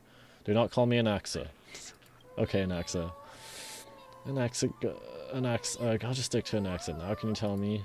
Rule number 2. Never interrupt me. Silence is golden. What a difficult person. The person standing here and conversing with you right now isn't the vestiges of memory. Rather, it is the culmination of the greatness of science and pure, irrefutable, and undeniable exalted truth. Through the wonders of alchemy, I've shattered my soul and transmuted it into gold before burying it in this spot. I've recorded these words so that visitors may learn where their next destination lies. Alchemy can do that. Nothing is impossible. Having said that, alchemy is not omnipotent. Each time you hear from me, an equivalent part of my soul is being consumed as the price. In other words, this voice isn't created out of thin air. How's it you can respond to me? Are you really the echoes of a memory? That's because my precise calculations account for every possibility. I also know that you have already discovered the cause of the calamity at the Grove, the Black Tide, and that you mistakenly believe that the scholars have been wiped. But that is where you're wrong. While the Black Tide is still approaching the Grove, the sages found a way to evacuate the vast majority of the scholars. They are heading toward the holy city of Okema as we speak. Only a small fraction of the scholars stayed behind with me to defend the Grove. If all goes well, Cersei's core flame will reach Okema before long. But since you have access to this message, something unforeseen must have occurred. For now, you should continue onward toward the luminary throne where you may retrieve the core flame and our mortal remains. You aren't dead! And now the objective is complete, that is all. Yeah, he disappeared again? Did he finish what he wanted to say? Miss Echo, judging from your reaction, you must have found a useful memory. Professor Anaxa? That's a lot to digest at once. I'm sorry, please give me some time. Said his name is Anaxagoras. You don't have to take that too seriously. For some reason, he's especially particular about his full name. no spores and alchemy referred to. Professor Anaxa theorized that all beings originate from the same source and have similar composition. In this case, refers to the soul. He calls this theory no-sporism. And it is an extremely complicated theory. You should get him to explain it himself if you're interested, provided that he is still alive. Everyone seems to have been evacuated. If that seems to be the only good news so far, we can just focus on retrieving the core flame then. Perhaps Anaxa did not manage to survive. I do not wish to consider this possibility. Perhaps they were just unable to transfer the core flame but managed to escape. We have to go to the Luminary Throne. The Luminary Throne? What sort of place is that? Why would there be a throne in an academy? It is located at the top of the giant tree and is where Circe's core flame is kept. According to Anaxa, the core flame should be there. But making our way there won't be as simple as the professor made it sound. Oh, but on the bright side, it sounds like a place that's easy to defend and difficult to attack. If that's really the case, I think that everyone, including Anaxa, will definitely be alright. Right, let's see whether he left any similar directions for us along the way. Yeah, the door can finally be opened. Seems that message also served as a lock. Okay, alchemy is truly incredible. Where are the Philosopher's Stones? I've never actually read that manga or watched that anime, only a few clips here and there.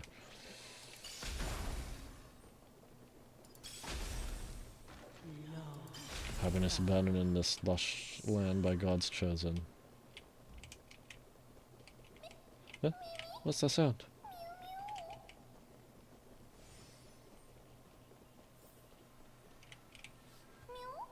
Huh?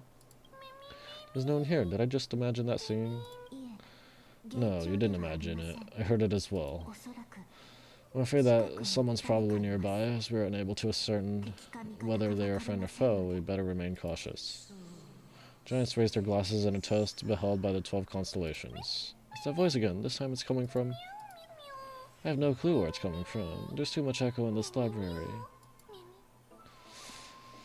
That's why you're supposed to keep quiet in a library. I know. Also, I wasn't even the one singing. Found it. Voice is coming from over there. Over where? The heart, the air, white dryads? How could heart possibly speak? It's not even lit up. I think that something new, supernatural must be at play.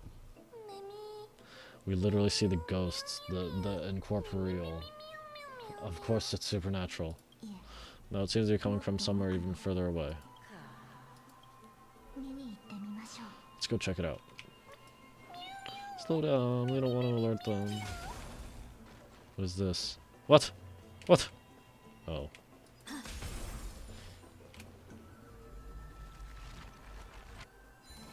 I'm gonna assume there's an achievement for repairing all of those.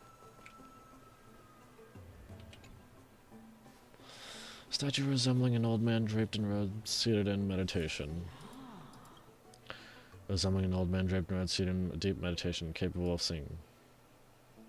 Stare at the statue. Eh. Regardless of what you do, Stone won't be able to speak. What? Ah, this is the NPC that everyone was talking about. It's like, why is this only an... people were like, why is this only an NPC? Whoa, who's there? Such a lively little bunny. You even smell a little familiar. Ah, demon, eat my bat. What a good-looking ghost. What a smooth-talking child. I'll accept your praise.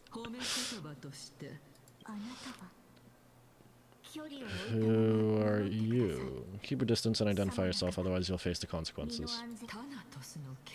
The son of Thanatos. I recognize you. Idonia's renowned goddess of death. Since you're aware, stop provoking the authority of death. Answer my question. Bearing your fangs at me. How cute. Just call me Calypso. I agree on behalf of the 7 sages and the Lotophagists.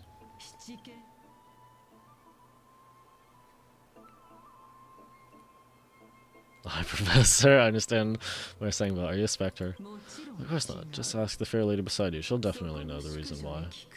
Be careful, Akko. Even if the head of the Lotophagists has never shown their true identity before, we shouldn't trust this person so easily. The wife could not detect her presence just now. That would be out of the ordinary if she were truly a phantom body. But if she is someone who has passed on, I should be able to tell.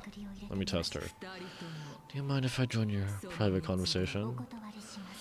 That would be rather inappropriate for someone who isn't even willing to reveal their true self. Forget it.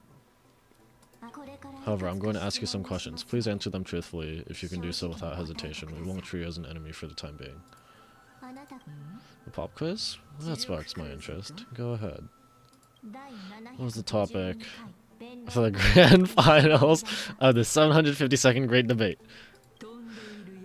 Is the flying arrow in motion or at rest? Who is your representative? Media. She went up against Finon of the Newsporists. Finon! Who won? Nobody won because the 757 Great Debate never took place. What I just mentioned happened during the previous debate. Finon emerged victorious and obtained his 10th consecutive debate wreath. Also, to alleviate your worries, I shall provide you with a piece of information that's more valuable than the Great Debate. Maxa, the Newsporist, is still alive. I saved him, and he is now recuperating at the Luminary Throne. So, are you satisfied with my answers? The dumbfounded expression of yours. It's much more adorable and likable than the previous one. As the saying goes, seeing is believing. Why don't you follow me to the throne and take a look for yourself? I'll keep my eyes on you at all times. Oh, that's truly an honor. And with that, the discussion is over. Mew, mew, mew, mew, mew, mew. As long as we get the water wheel turning, we'll be able to use it to ascend. So the solution is to awaken this heart.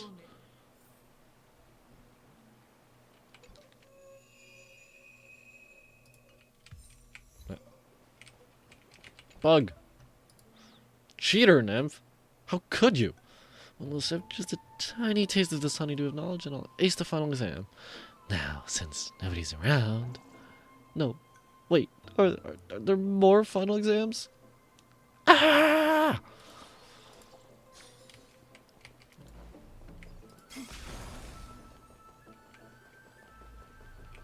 Garment maker. Ah, right. You are basically the great tree for the birds, except it's for the bugs here.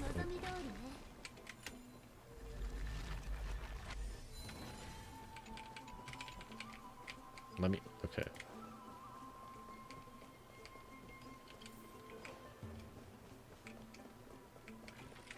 Wasn't there a water wheel thing elsewhere? I guess we have to do something else to get it started.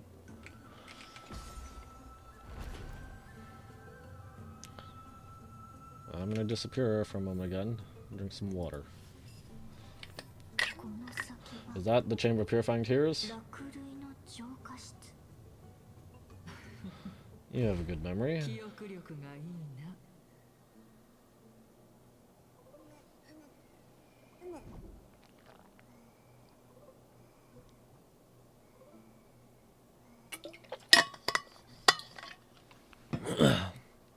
That's some nice water.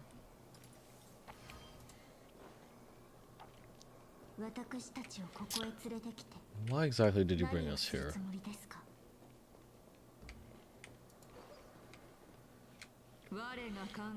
My intention should be obvious.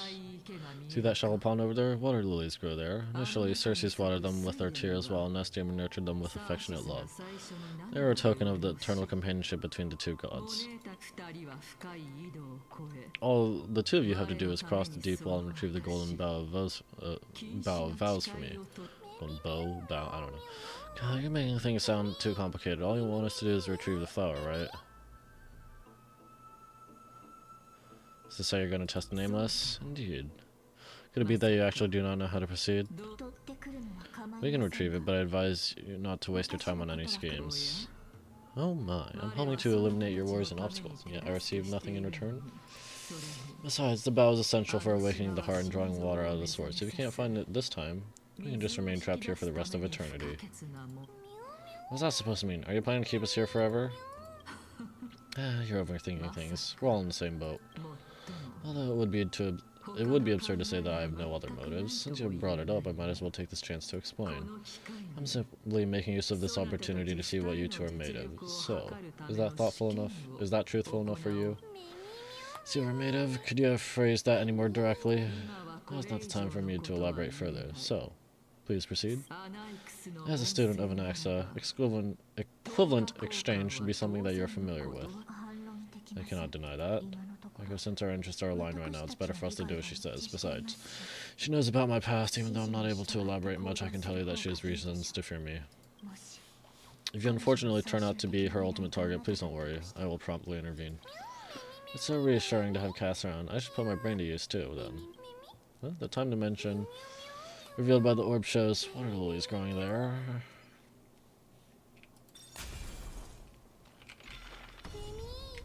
Sora looks so soft and fluffy. Hey, watch this. Sometimes it becomes somebody's corrupted. Even after it's rerun, it'll return to state before...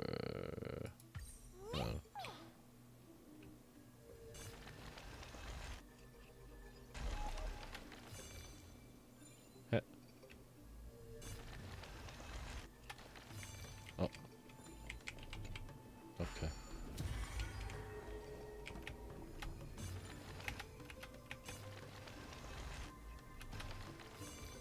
Can I get it through this?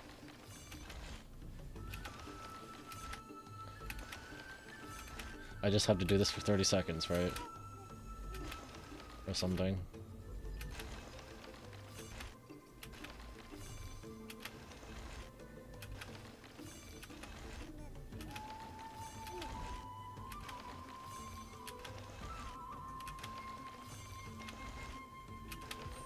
There it is, hot potato.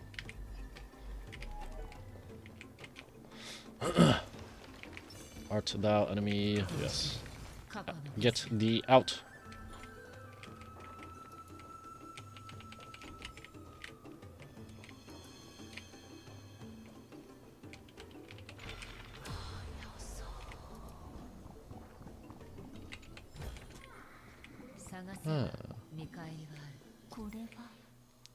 Some sides of this ichor vessel are covered in a fragile membrane layer which will break open on impact and cause ichor to flow out.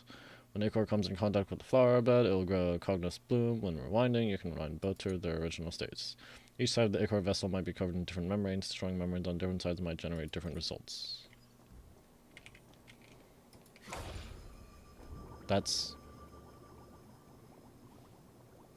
okay, whatever. Ah, so this is how the flowers are grown.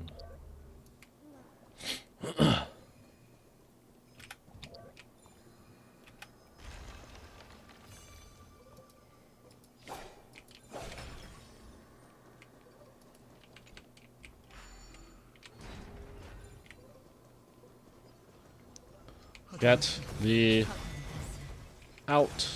Thank you.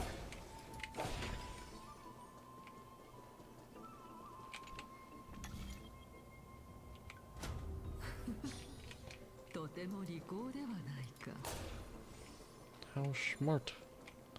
I am very smart. Yes.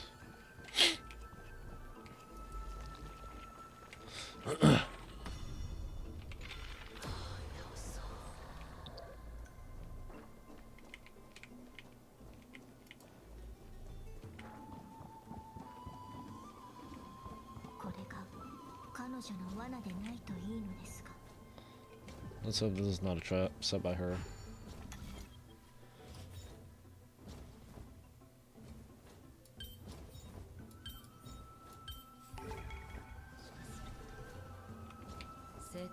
Is that how it, I was wondering why it leads back to that box.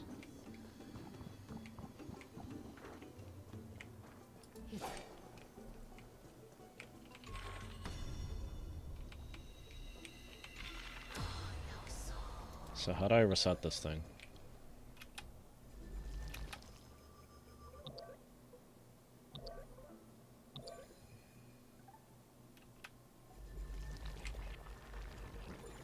Oh.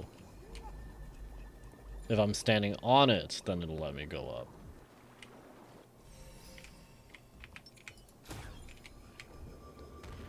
Pop.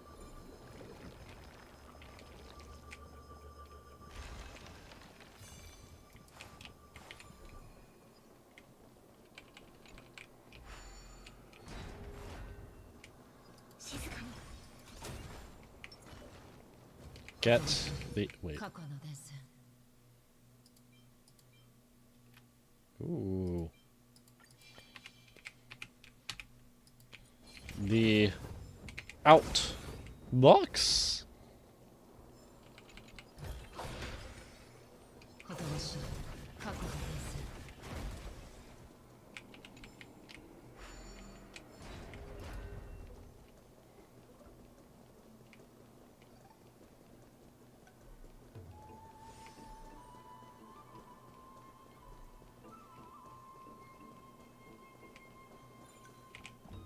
Wait, do I need to...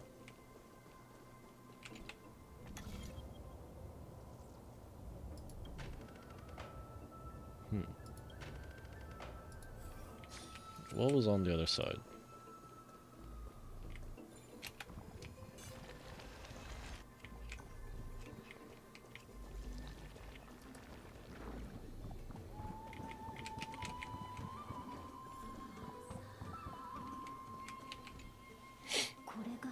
So this is the golden bow of vows, that the Titan will not take their anger out on us.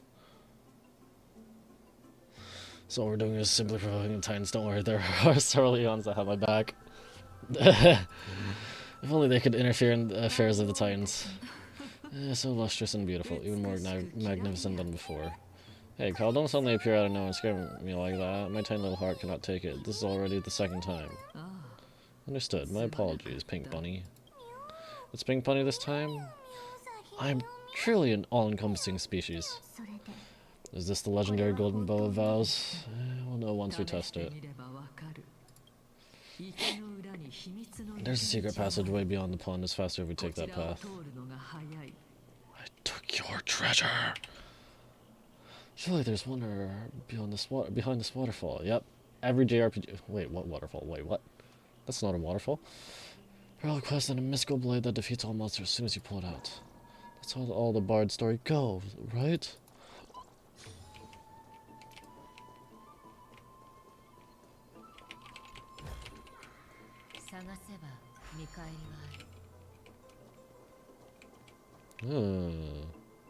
Something down there. Whatever. I can figure that out later. Up.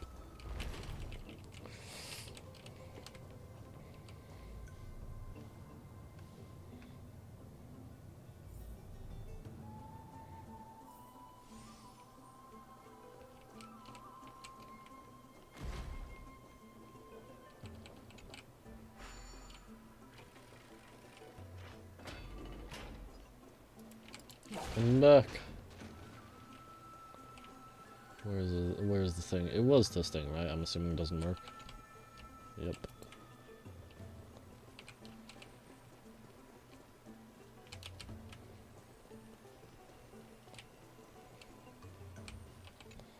Offer golden bow of vows. We're here. Could you kindly pluck a petal for me and place it into the pool? Remove a petal from the golden bow of vows.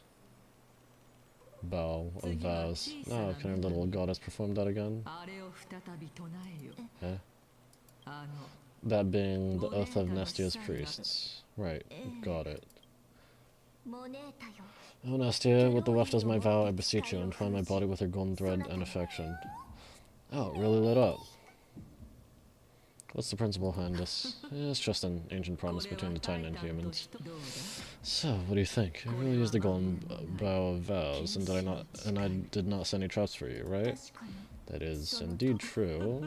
You look like a sad lost puppy. Even if this is indeed a scheme to get you to lower your guard, you don't have any other choice to play along, do you? Therefore, why don't we just put everything aside and work together? We can always determine who's right and wrong once we overcome this. Yes, I agree. Great, then let's ride the water wheel. However, giving us half-truths is not the right attitude for cooperation. Furthermore, according to the principle of equivalent exchange, since you have passed your so-called trial, isn't it time for you to make your intentions clear to us? I really can't bear to look at your sad expressions. Though you only cleared a simple trial, I'm willing to make an exception and treat you with sincerity. I'll allow each of you to ask a question. But not the little bunny. Dang. Mem discrimination. So, ask away. What's this unfair treatment? Is it because I'm too smart and you're afraid that the question I ask will turn them for you upside down? Well, in that case, Miseko, please go ahead.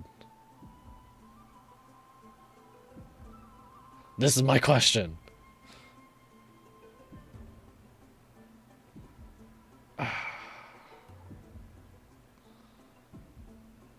What is your true identity?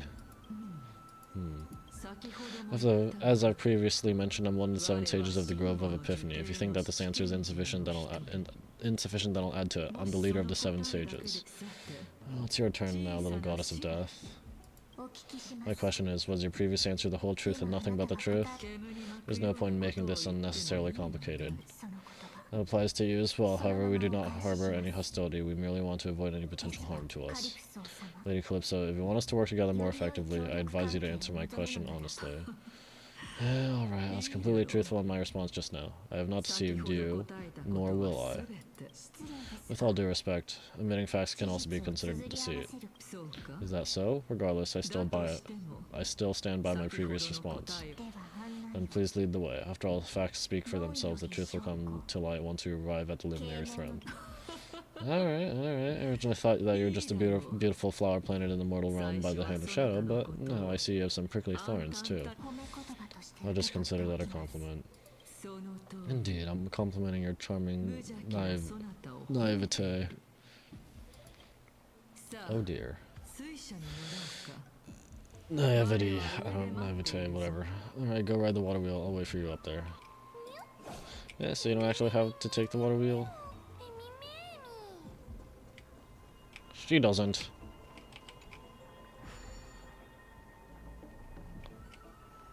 Call the water wheel.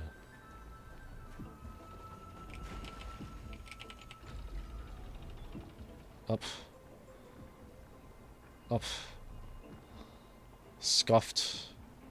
Elevator.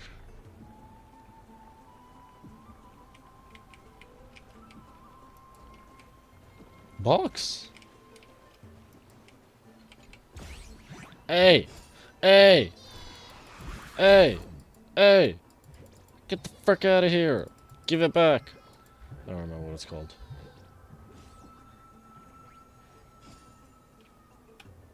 Oi! Give it back.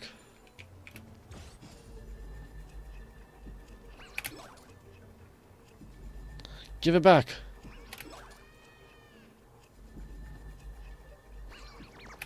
Give it back. Give it back.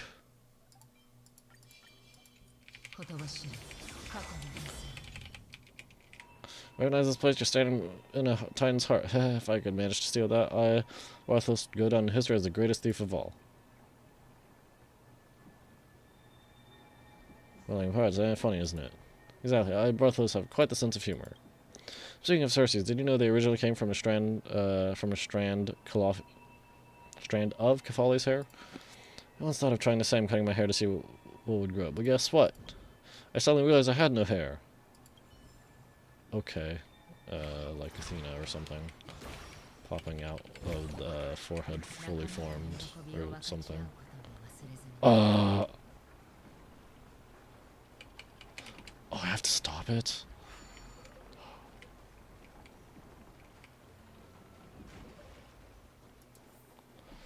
Okay.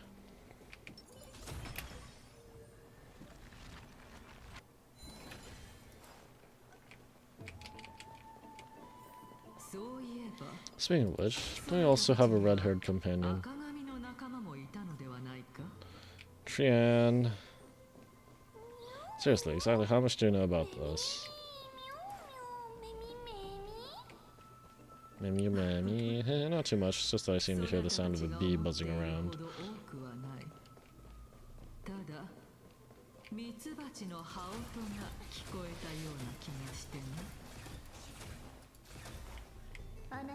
Lady, your metaphors are not worthy of praise at all.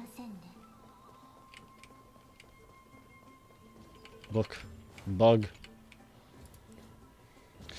Aethercaramist nymph.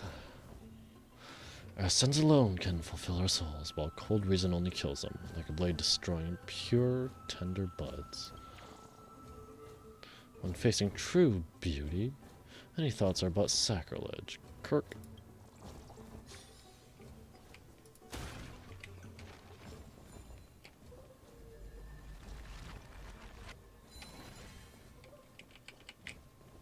Hey. Give me this other one. Hey. Thank you.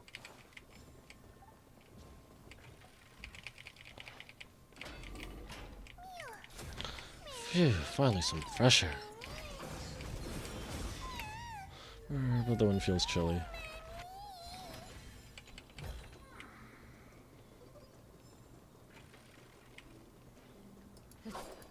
Calyx! Oh, never mind. Calyx!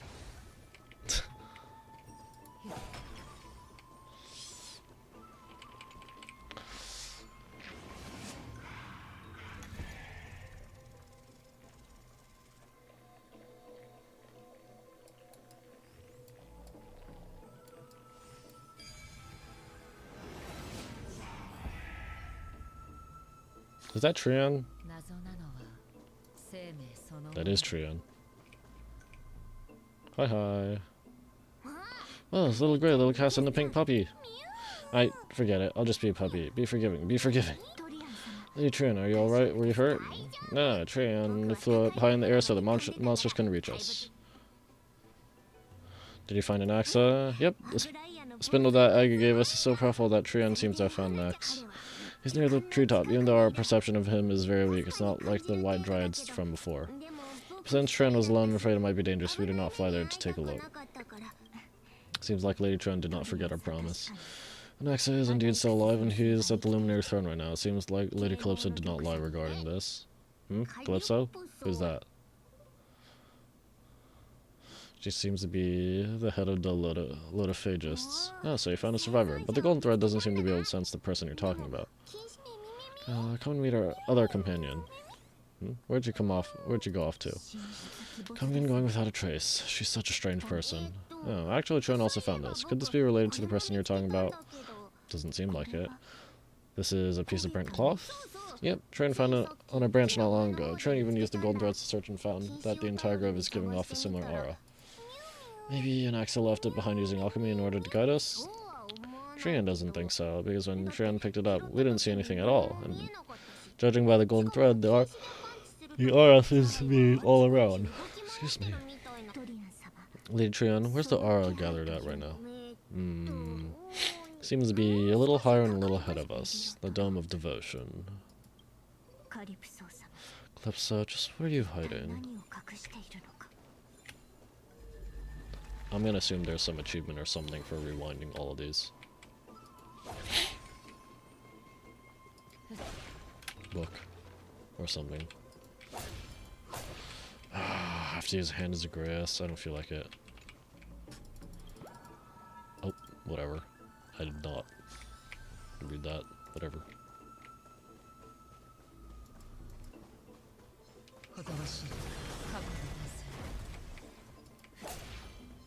Give me box. Thank you. Hey! Hey! Give it back. Give it back. Or I'll pull you back.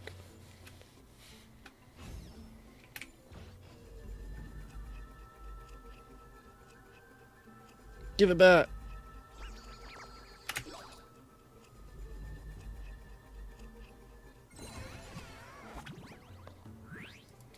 Give it back.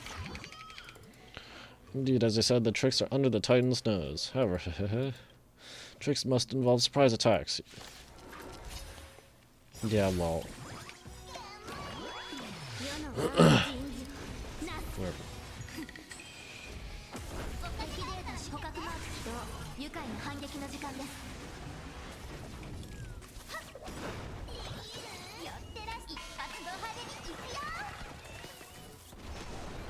No one likes you.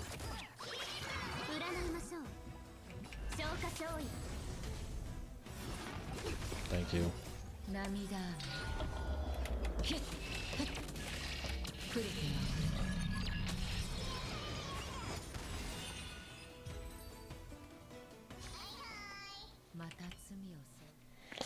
Fine skills and agility. The treasure chest stolen from under the Titan's nose is yours. Not again. Stop buying my stuff. Stingy. Real thieves share spoils when they work together. I've never seen someone as tight-fisted as you.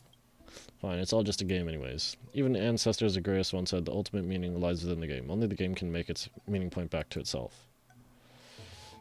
That tone doesn't sound like Zagreus. Maybe it wasn't what Zagreus said, but what I said?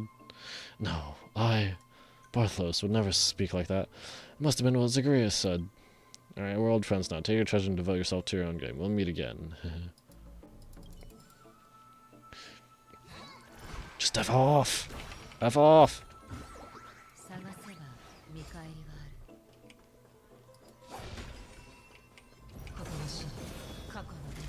Thank you.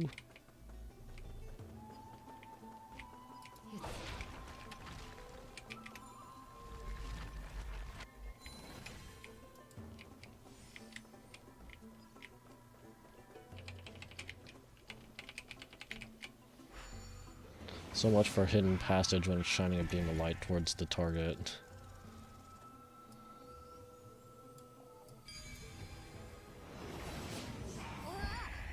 Oh, the golden thread is vibrating more and more violently. This is a bit like that. Everyone, let's be even more cautious. This is a bit like that academia in Sumeru. A little bit. Just a smidgen. Ambrosia. Catch!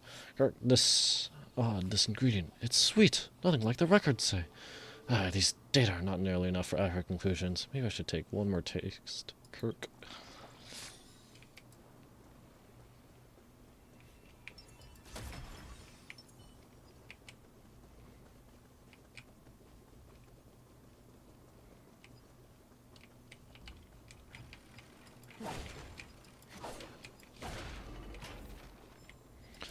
Alright. I guess I keep going. There's no one... Hold on. The butterfly of divine mind is gone? What's that?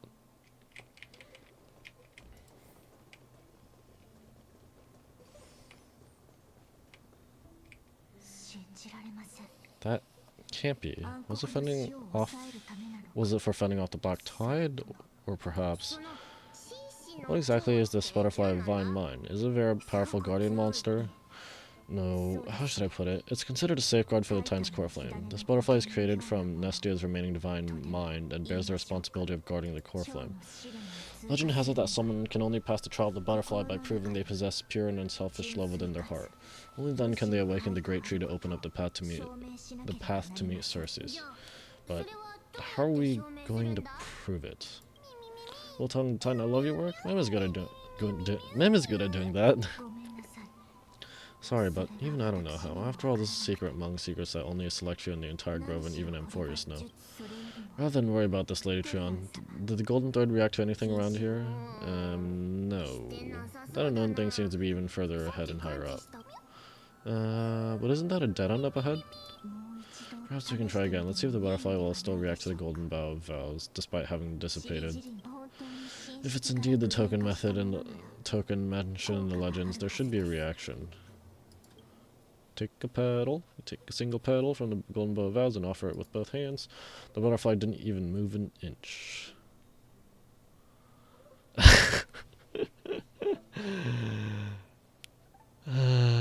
Just hang on a little longer, since your heart will prevail. Even in the 8 of myths of Amphorius, it all boils down to sincerity brings miracles. Show genuine intent and the butterfly will surely respond. Is it going to zoom in again? And again? Yeah, regrettably, it remains unmoved. Did what I could, but the butterfly didn't even move an inch. Let me give it a try.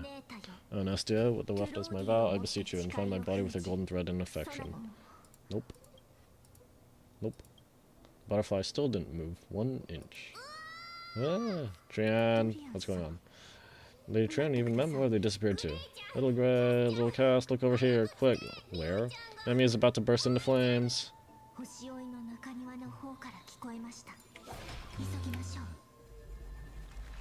Ma'am. Ma'am. Ma'am. Where'd you run off to? Well, little Gray, little Cass, it's bad, it's very bad. Why are you over there? Just fly! Oh, my friend, I'm fine. I just feel a little warm.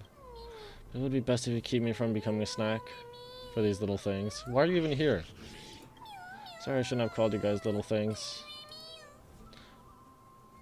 Oh no, we'll be right there, Lady Trian. What exactly happened just now? Trian and Memmy were looking around to see if there are any mechanisms nearby. But just as they went to take a closer look at that big piece of amber, they were surrounded. Fly! Let's get a move on. The orbs belonging to our next priest should be nearby. Hopefully they'll be of some use. Just fly! I'll leave it in your capable hands. Before I'm quick, let me first think about how to apologize, Sniffle. Okay, Mem, you have to be the one to say it.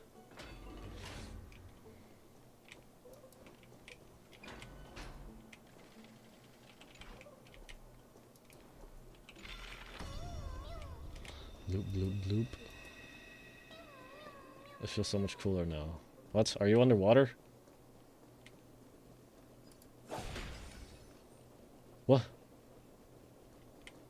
Stop dying. Get the out. Thank you.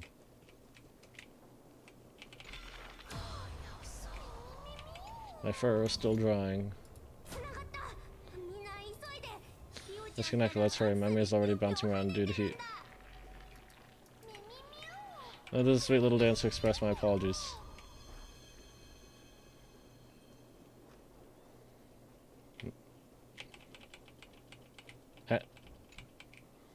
Take a look at my work. Kirk, can you guess what I drew? A big tree? Correct! But it could also be a canopy, a mushroom. A blank wall often proves more fascinating than images with clear meanings. The essence of art lies in leaving an emptiness behind. So, when are we getting a beetle that tries to promote AI art? I hope not. Well, I hope we do, because it'd be funny and sad as long as it makes fun of it. Nah, crap. Whoa, whoa, why am I stuck?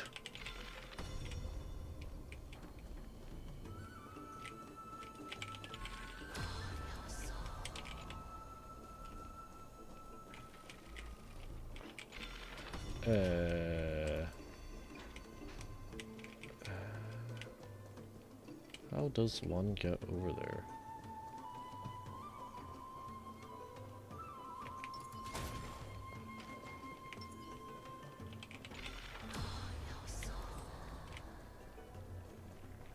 Oh.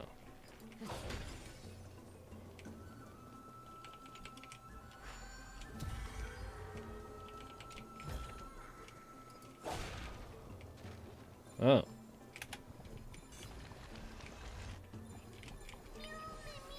So much comfort.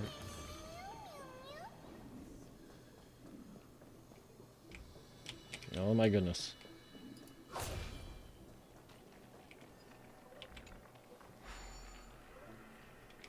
However that works.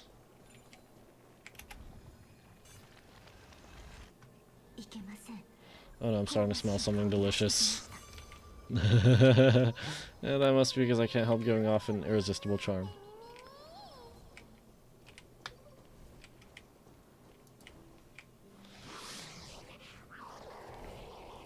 Man, Mem couldn't fly away, and these guys can't fly up. Huh? You're finally here, friend. I've been waiting for a while now. Let's round them. It's time to get a bunch of ungentlemanly fools a taste of my fiery and fatal allure. Okay. I'm burning hot right now. Feels like I've reached medium well. No, perhaps I'm on the verge of becoming well done. A juicy Mem steak. Something noonie. Excusez-moi.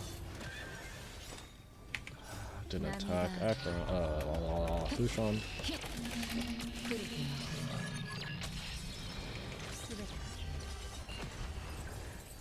Thank you very much. Precision and grace. That did not take much effort. Was this supposed to be a challenge? Just kidding. I wanted to know more about how Echo and Cass always managed to resolve crises so effortlessly. Actually, there's 4 of us. Alright, sorry I forgot about Trian. It's alright, Trian only just flew down. I'm glad everyone is alright. Speaking of which, this piece of amber is a remnant of Nestia's core flame. Welcome back. To get to the throne at the treetop, gather the embers before you within the golden bow of vows and present it to the divine butterfly. Whoa, where'd you come from? You finally appeared, Lady Calypso. Yes, it's been some time. The battle just now is a true delight, and I feel quite elated. It seems I'll really be able to rely on all of you to reclaim my true form. Lady Trion, how does the golden thread react to her? It doesn't. There's no reaction at all. Obviously, after all, the fragment that you picked up just now is completely unrelated to me. Alright, just do as I say. If you're able to pass the trial, I'll tell you everything truthfully. Another trial. Come on, I hate people who don't finish their thoughts. We have to go to the treetop to find Nax anyway, right? I've got a hunch. Come, let's collect the embers and go confront her. Do this. According to Calypso, we just have to gather the embers before us with the golden bow of vows. Bow, I still don't know.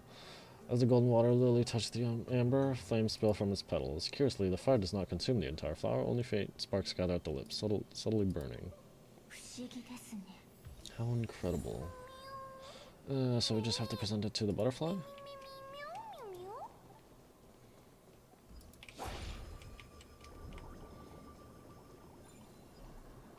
Bring the box. I'm gonna stand in water. Whoa, I am in water! Head in water. Burble. Gurgle, gurgle, gurgle. What if there was an achievement for this? I am standing in the water, with my head in the water.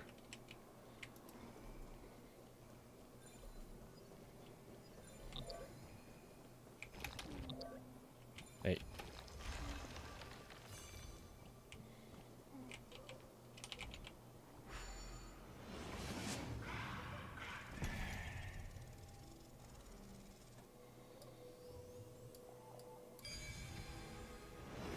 Is there anything over here, or is that just now the way to the quick and easy way to get across now, or something? I don't know. Give me the box. Oh, give me the box, and then I leave. Goodbye. Goodbye.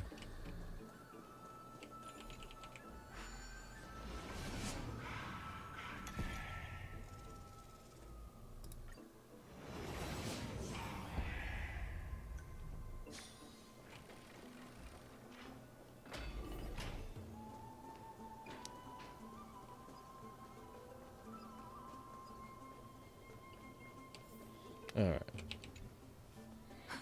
Yeah, seems like you managed to gather the embers. In that case, just offer it to the divine butterfly. It'll be fine, let's just do as she says. Offer the faintly burning golden bow of vows. Ah. It's a success, the path has appeared. Yeah, all you have indeed passed the trial. Titan's sad cries. Huh? Sad? The sound of a butterfly's wings. Titan's sad cries. I'll be back shortly. Of course, our promise still stands, but now it's time for me to sacrifice myself. If the West Wind ever ends, let that be the place where we reunite. Farewell, my love.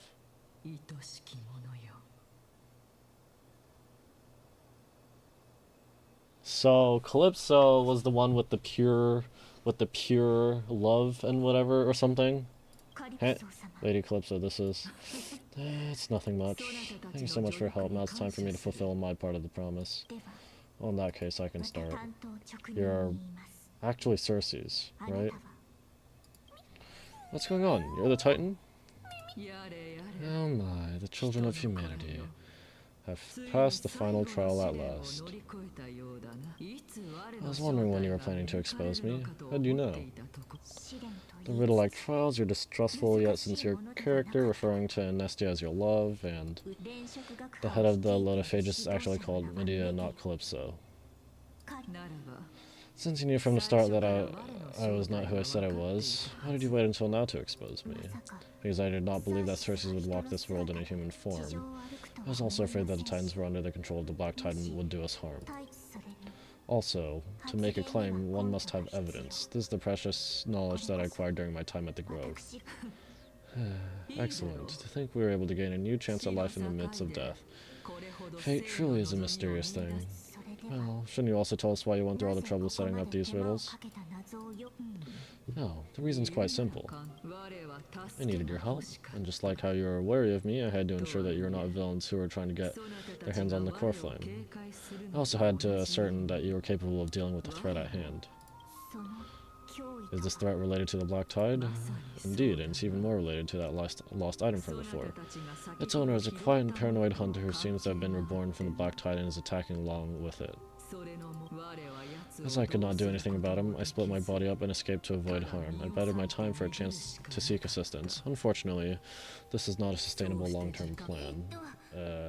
What you mean is that you hid your own core flame? Indeed, I split it into three. I hid one within the golden bow of vows and sealed another in the amber along with Nestia's remaining embers. As for the last one, it's currently in Naxa's body, which is in dire need of repair. What? Do you mean that you're using such a method? After all, the scholars of the Grove have always been willing to lay down their lives to defend my core flame. As a respected god, it would be too embarrassing if I were to do nothing and simply watch the children of humanity give up their lives for me. Especially that heretic named Naxa. He did not even hesitate to tear a soul apart and use it to perform a miracle. He trapped all the creations of the Black Tide within the Grove so that they would not be able to harm others. His way of thinking was so out of the ordinary that I felt it would be a waste for him to meet his demise in the Black Tide, and so I decided to save his life. Of course, this also meant that I was able to conceal myself and remain hidden. Well, that's also an equivalent exchange, right? Ah, I finally understand. So you want us to lend you a hand in piecing your core flame back together. We'll also be able to save an Axa that way. What a smart little bunny. This way, I'll be able to regain my true form, and you'll be able to bring the core flame and your teacher back to Okama. We'll also take down the black-robed swordmaster at the throne, together in one go. But, Circes, aren't you the Reason Titan? Even if I do not have the authority of strife, I'm still a god. I just needed to buy me some time against the warrior's blade. Once the core flame is reformed, I'll be able to show my hand. Just leave it to me. Buying time is my specialty. Excellent. Then just continue climbing to reach my throne. Turn the golden bow of vows into firewood to reignite the core flame of reason.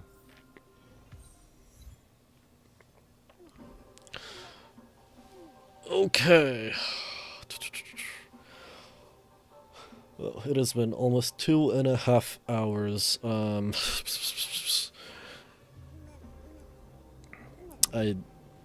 I think this is a decent place to leave off. Just had a big reveal. My eyes are straining a little bit more than a bit, unfortunately. And I've still got some stuff to do. But yeah, that'll be it for this stream. To anyone who's lurking, thank you for lurking, for just having the stream running. If you enjoyed this, and or enjoy my other content, please consider liking, sharing, and subscribing. If you dropped by and then left, well, you won't be here, but thank you for dropping by. And if you're watching the VOD, thank you for watching the VOD. Yeah.